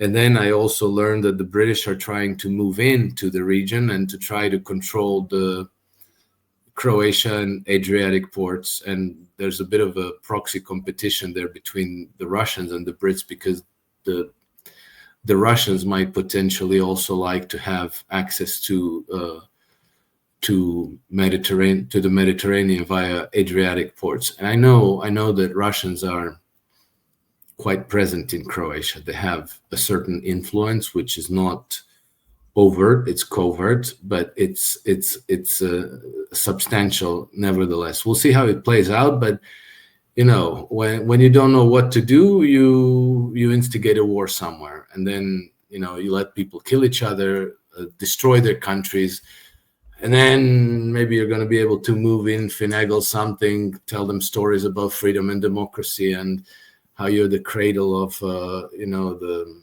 how do you call it, the parliamentary system and the Magna Carta and this and that, blah blah blah, and you come with a British accent and you bring a letter with King's invitation for a dinner, and some people fall for that. They just really want to be invited to the club, eh? They just want it so badly that they'll kill their whole nation. Well, that's what gave us World War I too, right? That's what gave us World War I. It was right there. That's what gave us World War I, and that's what gave us World War II as well, and that's what gave us Ukraine war. And they're not done. They're not done. They're not going to go back to being a neutral island nations, minding their own business and developing their own domestic economy. They will continue trying to bring back the British Empire and to convince themselves that they're still relevant in the world. Yeah. Have you ever read this book? I'm reading this book right now. I'm like, no, I have not. Is that the guy? That's the father of Ghislaine, right? Yes. Who got burnt to death or something in some vat, or not burnt to death, but he got burnt, like he got tortured. Or something. No, that was not him. No, that was you're thinking about Edmund Safra. He got burnt in his. Oh yeah, he died with his nurse, right, in a fire room in there. Right. Maxwell was killed by Mossad, but in a plane crash. No, it wasn't a plane crash. He fell off his yacht, and then he was found, I think, 2 days later feeding the fish. That's right. Yeah. That's right. And the reason Mossad killed him was because he was one of the guys who built Mossad out, like built out their network. It was because he was so over leveraged in debt that he went to Mossad and said, "If you don't give me $400 cash so I can pay my debts, I'm going to expose all your secrets." And they were like, "All right, well, we're going to kill you." The reason I bring this up though, Alex, is because this book is very, very well researched. This guy, Gordon Thomas, really seems to know his stuff. And what he explains in the first chapter of the book, or one of the first chapters of the book, is Robert Maxwell came from a poor Central European village and or Eastern European. He's from Czech. He's from Czech, no? Yeah. It's like a small village in Czech that was part of different nations over different times. And his mother told him to become British. She was like, you need to act like an Englishman. If you can act like an Englishman, you will be able to make it in life. And so he like went and like conned his way and like lied his way into the British Army. The British like joined British high society, became friends with all the bankers, and then basically, as Gordon Thomas explains it, like figured out how to launder money in the modern monetary system, and then taught all these like cartels how to do it. And then Israel was the most attractive banking system to because they have their very, very lax regulations. So that became like the ideal place to launder money through for all these mafias. But it just made me laugh because he basically pretended to be a British person, or Right. emulated the British, and then as a result built like a global empire and basically became a Brit. I'll tell you something I think about all these biographies, because I've read a bunch of biographies of these people, and it's always, they built something, they created something, they went through these hard struggles, and they try to convey this image of this person being so incredibly charming and resourceful and inventive and courageous and risk taking and blah blah blah, and then all this stuff happened because of what they were doing. And I think they actually get recruited and they get handed all this stuff to them to do what they're supposed to do, what they're told to do. I read what's his face, how do you call it, Richard Branson. When he was 4 years old, his mother left him, took him with a taxi 30 kilometers away from the town. And then she said, okay, now you have to find your way back home, because she was a stewardess. And she was so worried that if her plane fell out of the sky, that he wouldn't be able to take care of himself. So he did this and he found his way home somehow. And then after that, everything seemed easy to him and blah, blah, blah, blah, blah. I swear, when I read this, I believed it, because why would they lie about this shit? But then, you read like this guy saying kind of story and that guy saying kind, they're different stories, but it always some kind of a heroic thing completely against the odds. But then somehow, as they become billionaires and get wealthier and more important, they always tend to converge into intelligence networks, banking, and governments. Yep. Right. I find that really curious. And then when you think about it, I think they're all handed all this, like Elizabeth Holmes of Theranos. Yeah. The big inventor of this revolutionary technology that doesn't work, and the youngest self-made billionaire in the history of the universe. And then, she's all over the news and her face is on every cover of every magazine and she's on every TV show, and everybody's like, oh my God, how brilliant she is and how clever she is and how brave, how humane. And they build them up like this. They tell them the story about their success, which always comes from them. God forbid that it was Henry Kissinger and, all these Silicon Valley venture capital moguls who handed her hundreds of billions of dollars and told her in weekly lunch meetings exactly what she was going to do next week.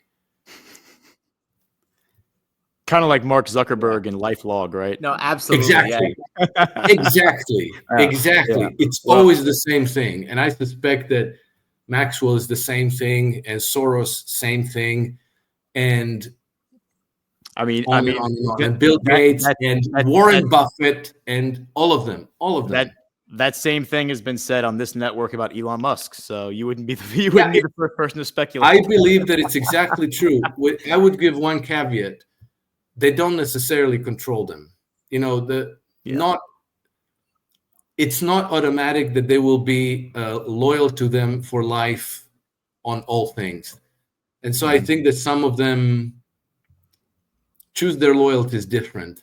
I find it very interesting that Tesla has this really slick-looking facility. I don't know if it's a factory or showroom, but it's huge. It's really slick-looking off the freeway passing through Verona, Italy. It really looks impressive. It's like these giant glass panes. It's really big and really you can't miss it if you're driving by. And Verona is also the headquarters of one of the largest Italian banks, Banca Intesa San Paolo, which is one of the GSIBs, which is all over the multipolar integrations, and which made a large investment in SpaceX, I think. Really? And they did that very shortly after SpaceX got a massive contract with U.S. Space Forces, or what is that called? Space Command, whatever. Yeah, the structure that Trump created. Yeah, Space Force. Yep. The Space Force, yeah. And so it seems to me that there's a civil war brewing between the banking clans, and that some banking clans are not on board with the Great Reset, but they are on board with the multipolar integrations. And Interesting. Yeah. Anyway, I've been participating in some of these conferences organized. They're called the Verona Eurasian Integrations Forum. Yeah, I noticed that too, and they run Pluralia as well in Italy, and yeah, exactly. They're not bad. They're really not bad. Yeah, and when you read them, of the elite that recognize that world war is not in their benefit. Yeah. Yes, when you pay attention to the mindset of the people who are organizing that, yeah, it's completely different from what's emanating out of Davos and London and Wall Street. Very, very different. And it seems to me that their large investment in SpaceX, and then having this big Tesla facility in Verona, of all places, not Milan, but Verona. Yeah. It seems to me that there are certain, because I couldn't work out. There's got to be somebody behind Trump. Okay, Trump is a billionaire, but how easy is it for them to squash a billionaire? Easy. Simple. Easy. Yes. Exactly. Yeah. So there's got to be a bigger backing. There's got to be something much bigger and more powerful than just him and Elon Musk. Agreed. And I think that there's a whole part of this banking oligarchy that has a different philosophical approach to humanity. That's fascinating. Because like talking about Italy, because remember, you may recall, like back in December and into January, there was this whole narrative, especially in Europe, about Elon Musk, Meloni, and Trump having this love triangle between them. And then Meloni suddenly comes out and tells all the European leaders that we need to be friends with Trump, and we need to get along with him, and y'all need to stop rejecting what he's all about, his nationalist ideas. Now she's saying, I'm not going to participate in this EU army you're trying to build. You will not get any Italian soldiers out of me. She's defecting from all of that stuff. Back in late October, Italian security forces arrested some Mossad guys who were collaborating with a private intelligence firm of former Italian intelligence in Milan. They had hacked into the Italian servers, and they were trying to allegedly get blackmail material on Putin and his inner circle. So there's definitely something weird going on, and that seems to be what started the whole love affair between Elon Musk. Because right after that, Elon Musk and her started doing this narrative deployment together. Trump was in on it. She goes to Mar-a-Lago. It was very, very strange, but it's very clear that she's on Trump's side and she's part of whatever it is that Trump's trying to do. So as they say, it's interesting that you bring up Verona. As they say, find somebody who looks at you the way Giorgia Meloni looks at Elon Musk. Yes, exactly. That is exactly what they said. Yeah.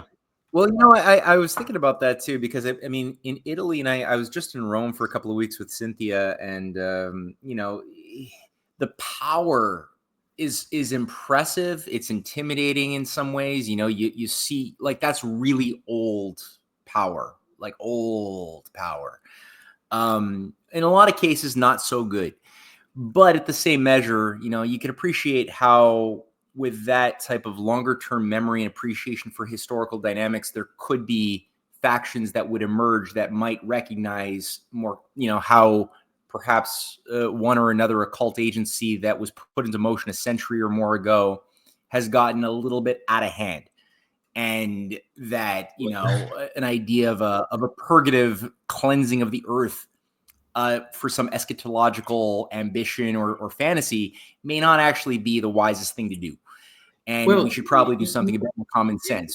So yeah, exactly. Because I think it doesn't take a genius to understand that the way these, Malthusians associated with the city of London and Davos and the World Economic Forum, that if they prevailed, if they had no opposition, we would be on the road to perdition. It would be, it would be the fall of the Roman Empire and the Dark Ages ensuing, complete collapse of the economy, maybe really going back to the Copper Ages, and us, carting stuff around on donkey carts and having to, figure out how to make our own nails and tiles and when the Roman Empire collapsed, for several centuries, people built houses with mud floors. There was no concrete floors in the archaeological record. The markets for simple things like nails and tiles and pottery disappeared because all money went out of circulation. There were no markets. So everybody had to have their own everybody had to be their own prepper on a permanent basis, and so you can understand that this is the trajectory you're on. Do we really want this? Is this really sexy? Is this what this whole advancement of technology and control matrices and all of these clever ideas with pandemics and wars and LGBT, is this the destination we want to go to? And then you have these oligarchs who, among other things, sell electric cars. Does he want us to be closed in 15-minute cities? No, because then nobody's going to need a Tesla, right? Why would he want that? So, there's different they're not a monolith and they're not united. Other people have other opinions, and we've come close enough to the turning point that some people are saying, I'm not going any further. This is it. I want to turn back. Yeah, it's a strange sort of pragmatic hope that causes in my heart, that there could still be common sense amongst even those power structures. That, I mean, I see enough evidence that results in my mind having to say, I hope it seems likely. I'll tell you something personal, Matt. So I've participated in 2 of those Eurasian integration forums. I missed the 3rd one because I broke a tooth on the way to catch the airplane. Oof. Okay.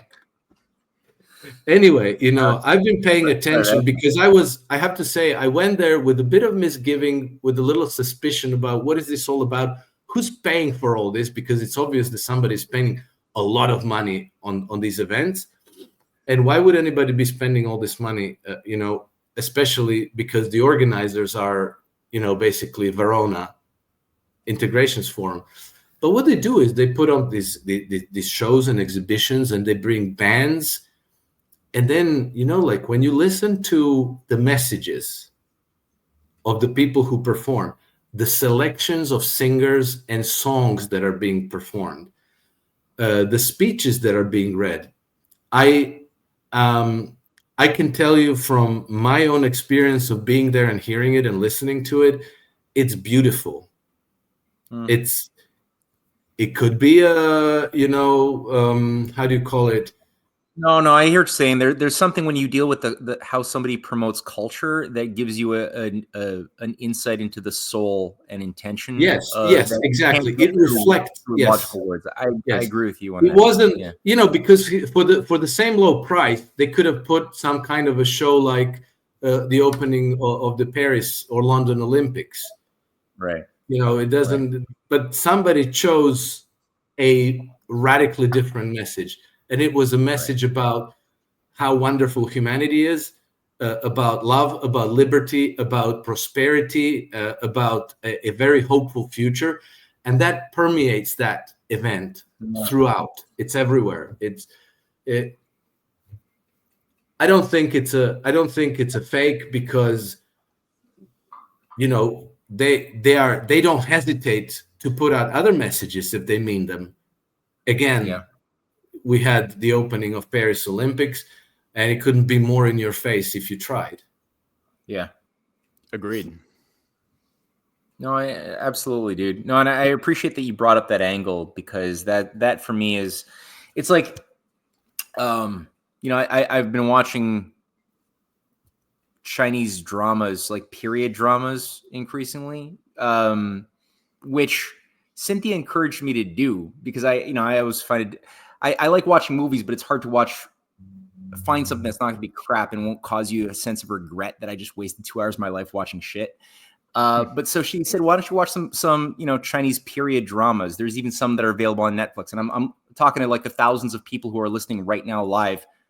Go to Netflix if you have a Netflix, and let go, as I have done, of trying to find quality amongst Western-made shows. You're not going to find it. It's all designed to make you a worse person. But go to a Korean or a South Korean or a Chinese period drama, and it might be 80 episodes, but just sit back and enjoy what's going to happen, because you're going to get an experience that we could have only have imagined maybe 60, 70 years ago in the West, with moral lessons and real character development and interdynamics of like intercharacter chemistry that is so believable and human and transformative for the good, with insightful political lessons that teach the audience how to appreciate Byzantine court intrigue, the likes of which you need to understand if you're going to appreciate the deep state structures that have been like permeating society. It's all over the place, and so many. And I'm not saying that there's not crap. There is crap out there too in China. Yes. However, go to the Tang Dynasty, Han Dynasty, go to those period dramas, and you're going to see that there is an intention to uplift, edify, and make sublime the people, to empower them to become citizens with the needed insights to understand how the world works and how human nature works, and to self-introspect the way we used to touch on it with Shakespeare, and we don't do it anymore. Right. So what you're saying is really touching a chord with me. Fascinating. Yeah. I'm glad to hear that, Matt, because I actually canceled Netflix on account of that. I found myself spending many evenings, 30 minutes, 45 minutes trying to find something to watch. And then when I chose something, 15 minutes later, I had to go back to looking for something because it was complete crap. And I was like, I'm not spending my evening watching that. And I felt like I spend more time scrolling through the stupid listings than I watch anything. And I felt like, okay, I'm done with this. Cancel it. Yeah, give it another chance. I mean, that being said, I don't trust Netflix, and I feel like there's probably an intention for Netflix to try to win the trust of China and South Korea to in order to then like subvert them by putting out more toxic garbage later on. That's what I feel. But so far, they're allowing a really high quality of artistry in their production, and so take it while it's there, and then ultimately know what it is, because Netflix is evil. But yeah, and so what you said about Verona, it really, again, like it revved my engine. I have to say this also, guys. Christmas this year, last Christmas. I'm in Croatia with my family. I never watch TV, but on the Christmas Eve, they have the Nutcracker ballet on television, on national television. You can't miss it. And I'm thinking like, that's Tchaikovsky. Didn't we ban Tchaikovsky? Wasn't it just like 3 years ago that everybody was falling over themselves? to cancel all the performances of Tchaikovsky and to cancel university courses on Russian literature. Why is this on TV now? And so I watched it, and it was actually being broadcast out of Milan, La Scala in Milan, right? I thought, I wonder if it wasn't this same bank sponsoring this, because it was so beautifully done. It was absolutely beautifully done. Very high, how do you call it? High budget production. And I'm not particularly a ballet person, but I ended up watching the whole thing, but it was really, really beautifully done. Then I found out that the conductor was a guest conductor from where? From Mariinsky Theater in St. Petersburg. Oh shit! Yeah, okay. Isn't that interesting too? And then I wait for the end, and the credits scroll. Sponsored by Banca Intesa Verona. No way! No way! And this was also broadcast on Italian national TV. So it wasn't just Croatia. So it was in Milan, but it was broadcast on national TV in Italy. So those are all good signs. I think. Yeah, that's awesome. Yeah, it's funny. I actually watched at Christmas. I watched a Nutcracker ballet with my 5-year-old daughter, my 3-year-old daughter, because they take ballet, and so they know about. Okay. So they know about the Nutcracker, but it wasn't a current version. It was like a version from like 1993 with Macaulay Culkin, like circa Home Alone. Like he was in it. But I mean, but it was very well done, and it was very Russian. I mean, it looked like the people in it looked Russian. It seemed like it was like a Russian performance. But yeah, and so like I was like, all right, well, this is a lot more wholesome than a lot of the other crap that's on Netflix. So. Yeah, it beats the hell out of twerking, right? yeah, exactly. Well, sometimes you're bored. You got to twerk. I mean, geez, don't doubt it. Yeah. But when I want to teach my kids about diversity and inclusiveness, I would like to do a twerk. That's right. Well, that's right. Not in front of your kids, man. No. Oh, this is direct. You can't cut it out. Never mind. No. Strike those comments Strike from off the record, please. Okay. Everyone will forget what they just heard now. Okay. Yeah, look into my eyes. Look into my eyes. What's the name of the bank? What's the name of that bank, though? You said it's the Banca Intesa San Paolo. Banca Intesa San Paolo. Okay. Yeah. And it's the Giuseppe family. Or I guess I don't know. Yeah. Okay. Interesting. Yeah. Like I said, and I would suggest check out Pluralia too. It's a decent geopolitical journal that they also fund, and it's good. They also are the hosts of the Verona Forum. It's been impressive. They've been on my radar for a while too. Yeah, I was gonna say something different about the culture thing, but I think that's all really good points. There was actually one thing I just wanted to share with you guys, because part of the reason why we went to Italy was that I was invited to speak on an event that had a variety of really high quality speakers. A former member of the European Parliament, Francesca Donato, was on it. She's actually going to speak at an event that I'm going to host on Sunday. Colin Georgescu spoke live as well from Zoom. But this thing was streamed, and I didn't even know this. We went to Italy. We did this thing in studio. And I didn't really have an idea of what like Radio Roma was. And then we got back to our hotel, and I'm just watching the news. I'm like on channel 12, and it's like Radio Roma. And this thing, which I would think in the West would be something you would find in like fringe alt media land, you got to like go to alternative media to find this type of content. It's right there on channel 12. They're just like broadcasting the highest quality intellectual content. And I mean, I don't want to toot my own horn, right? But like there's really, really like high level speakers that would normally be shut down and canceled in 2 seconds in the West, whatever that means, like in North America, as far as I know.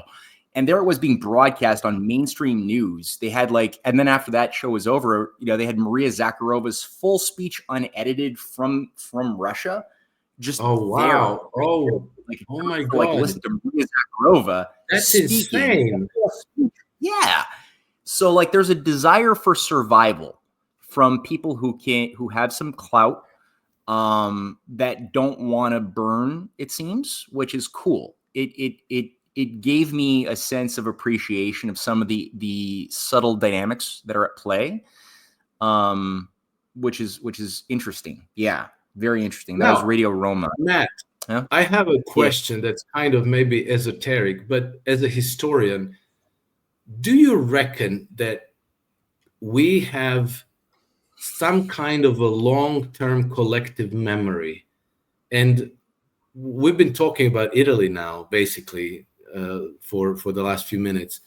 And do you think it's actually possible that in some way the memory of the fall of the Roman Empire remains present there, in a similar way as the memory of hyperinflation in Weimar Republic remains present in Germany, which is why they're so touchy about the monetary matters and deficits and all this? Because, one thing that I was very surprised about is that people in Rome still bring flowers to the place where Julius Caesar was martyred. That place still every day has fresh flowers on it. I thought, what the hell? What? Why? But people know. That's wild. And a cat sanctuary too. But yeah, you're right. there's like we actually saw that spot too, right? It's like this ancient site that's right. Did you go visit it? Yeah. You're right. Did it have fresh flowers on it? Okay, I feel a little bit superficial here because we were jonesing for our cat since we've been traveling a lot, and we missed our cat, and there was a cat sanctuary built into the place where they murdered Julius Caesar, so we were playing with cats. However, that being said, it was a very, very beautiful, like a sacred site. You could sense that they put a lot of effort into maintaining it. Yes. And there might have been flowers there, but what I sense from what you're questioning, and it's really an amazing question. Like it's an epigenetic question, right?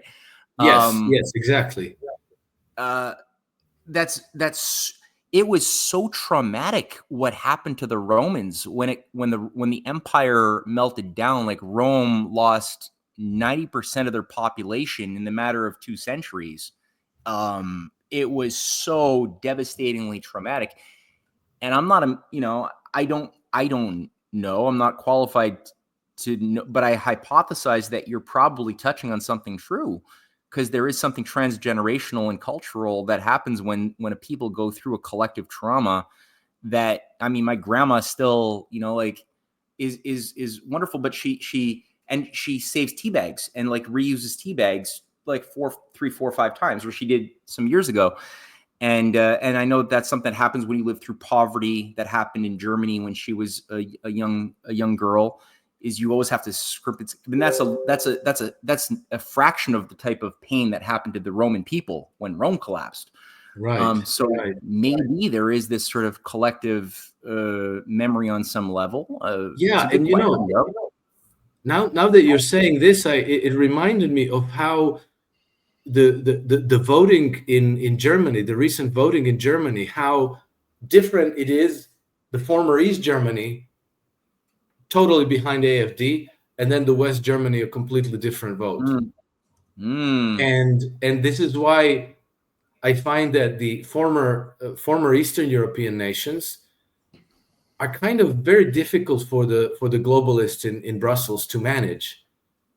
They are, and they didn't fall for the COVID hoax anywhere to the same extent that the public in the West did, and they're not so easily fooled by all this nonsense rhetoric coming out of London, out of Brussels, out of Washington.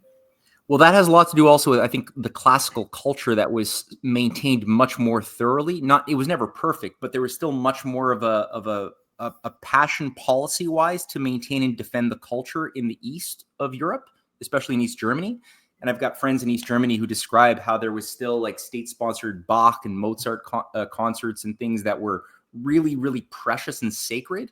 Whereas in the West, it was much more subjected to the council what was it called? The CIA's Congress for Cultural Freedom garbage, right? From 1949 onward, which brought in all of this postmodernist abstract art, atonalism, the art of eros to promote freedom and democracy against their supposed, they had this whole formula that they created, which is a lie. It was fake. But classical art and poetry and music and painting, that's communist static garbage, and that's a destruction. That's a tyranny of reason onto the emotions. And they said, if we want to have democratic art, it has to be art that is totally arbitrary, liberated from the tyranny of reason. And so that's what justified this massive CIA-funded, millions of dollars that went into Mark Rothko and Pollock paintings and garbage nihilistic, literary figures and performances that were just reductionist and designed to be irrational and make you go crazy. And that permeated North America, Western Europe, but there was this wall protecting the Eastern Europeans from that. So I think they have access to more of their faculties of moral reason than the West does. We suffered a lot more damage in that sense through the CIA. Right. But consider Russia, Matthew, because Russia has been for 3 full generations under a totalitarian rule of the Communist Party, and they tried to completely uproot the Russianness out of the whole population and destroy family structure and take destroy the Russian Orthodox Christianity, and on and on and on and on. 3 whole generations. And then, boom, it all came back.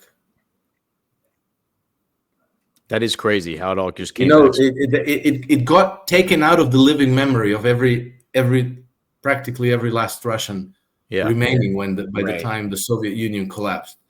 And boom, it came back somehow. From where? That's such a good point. Yeah. Huh.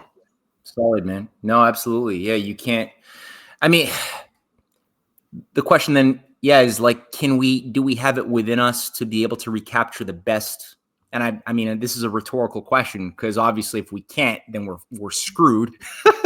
But, like, you look at this, the amazing quality of culture and thinking and morality of, like, the Abraham Lincoln generation, even JFK, the JFK generation, nearly a century after Lincoln, or even earlier, the Ben Franklin, George Washington generation. You look at the best of the Golden Renaissance.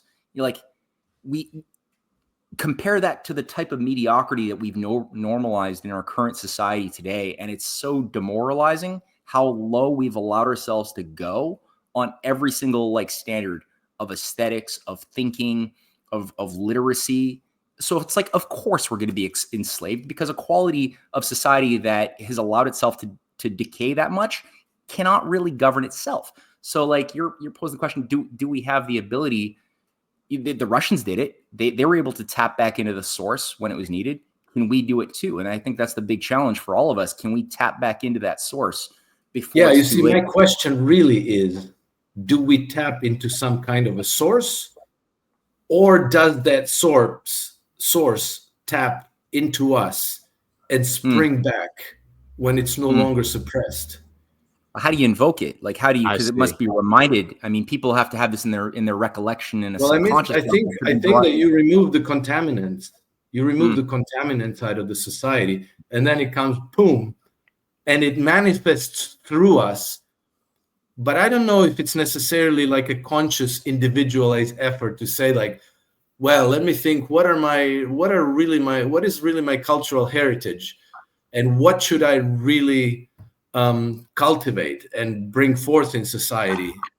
Or does that just come through us, some kind of a spirit that manifests through us? Basically, when you remove obstacles and contaminants and distortions from the society. I think that's a great point. I think that might hit it right on the head. Yeah, I mean, because that would explain how these societies do bounce back. They snap back and very, very quickly, even as soon as you remove the contaminants, like you said. they seem to snap right back. So, and they prefer they return to tradition, right? Yeah. Well, sorry, I guys. think I didn't mean to make everybody think now. It's yeah, damn you, man. We're just chatting about now we're thinking about deep thoughts. No, but I think that this is actually. I'm going to write that down. I'm going to write that down. Alex, we just did a convention this past week and a conference where we invited our guests, and we were in Las Vegas, and we did panels, and it was all forward thinking. It was all thinking about the future and like trying to game plan.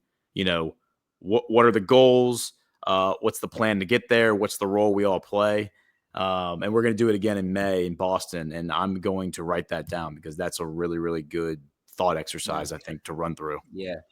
No, it really is. And I think that an element of this is like, it's probably like a bit of both, right? Because if you don't have because a Banco and Tessa has capabilities as an example, because we're giving out practical examples. It has but it doesn't like emerge as a thoughtless thing unto itself. There's thinkers who have ideas that are of a high quality that put means into effect to carry out an increase of potential.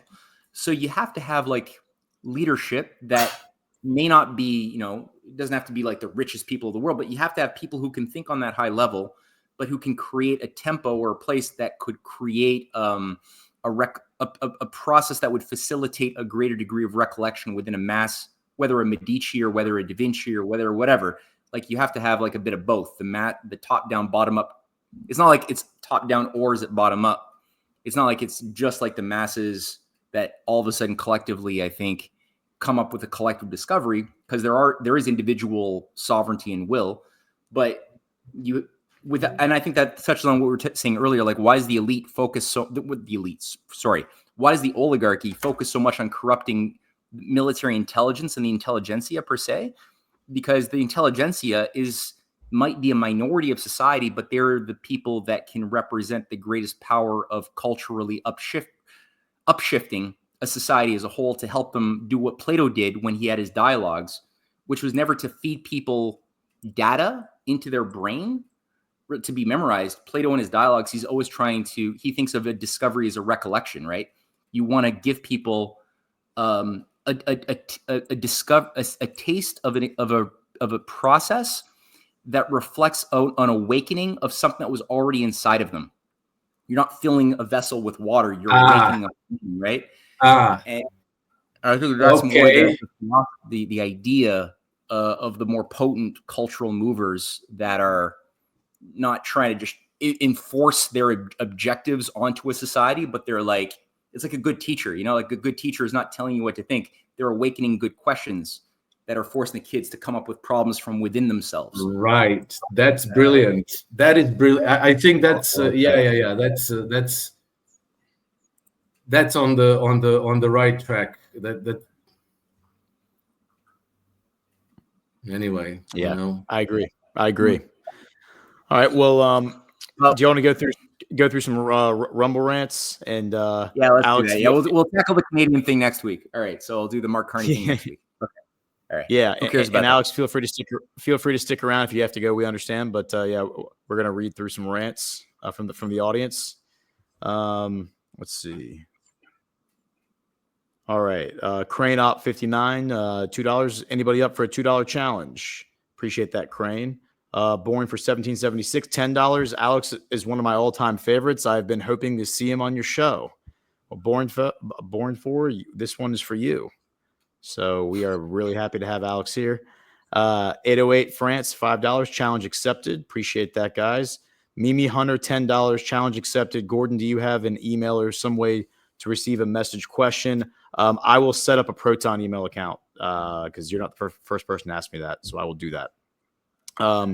Crane Op 59, $48. Ghost, Matt, between you two and Alpha and the Colonel, I feel like I'm back in school. 2 months shy of 66 years. Kudos, job well done. Appreciate that, Crane. Walker 75. Speaking of Robert Maxwell, I once heard that Maria Abramovich was Ghislaine's brother. Have you heard this? They kind of look alike. I haven't heard this, but I went and Googled that, and the first thing I came up with was a Reuters article that said, fact check, Marina Abramovich, Lady Gaga, and Ghislaine Maxwell are not related. So that tells me that they probably almost certainly are related. If Reuters fact check says it, then that's that. Yeah. If Reuters is saying that, then I'm going to go out on a limb and say that you're definitely related.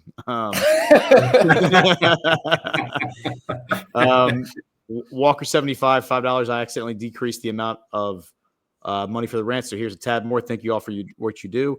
Appreciate that, Walker.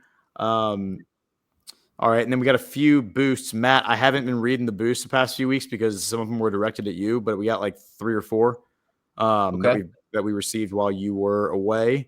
One of them's back from February 5th. I can't remember if we read this one, so I'll just read it. SJ Taylor, $11, $50. Thank you. I really appreciate everything you both do in researching historical and current events and then communicating your analysis with those of us that are open to learning and thinking beyond the narratives. Appreciate that, Taylor. Thank you for the $50. Very generous. Thank you. And then we have Karina Dan, $75. Thank you for sharing your vast knowledge and determination to pursue truth in history. Appreciate that, Karina. Thank you very much. Vince, $17. Great stuff as always. And you are close, but revelation is prophecy, not allegory. On this, I agree with you about Israel. Revelation 3:9. Behold, I will make them of the synagogue of Satan, which say they are Jews and are not, but do lie. Yes. And I assume that was in response to, we did an episode on the Schofield Bible a few weeks ago, Alex. So that's probably what they were responding to. And I think that might be it.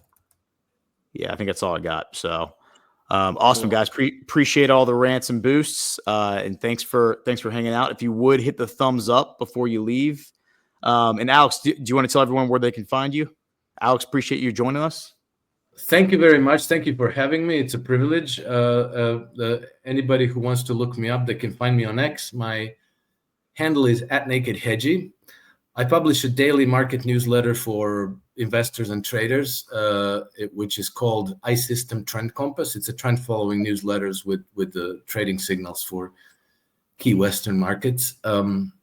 And I have a personal Substack, which is called Alex Krainer's Substack, where I publish a bit less frequently, maybe 2-3 articles a month, but usually more research and more refined materials than what comes out daily. Awesome. And for people listening to this on the recording, I will grab those links and I'll throw them in the comment section, so you can find those in the comments. But awesome, man. Alex, this was great. We'll have to have you back. Great discussion. So we hit a lot of different topics. Thank you very much for having me. All the best, guys. Gordon, Matt, say hello to the missus. Enjoy. I assume you're on kind of at least semi-vacation, right? Semi. Yeah, we're doing work, but work on the beach, so it's different. Yeah. Oh, yeah. Nice. Okay, yeah. Nice. Well, it's like, I'm jealous. But All right. Very jealous. Anyway, listen, say hello to Cynthia. Enjoy your travels, and look forward to seeing you again soon. All right, man. Thank you so much for coming on. Good to meet. Thank Take you. care. Alex, great meeting you. Guys.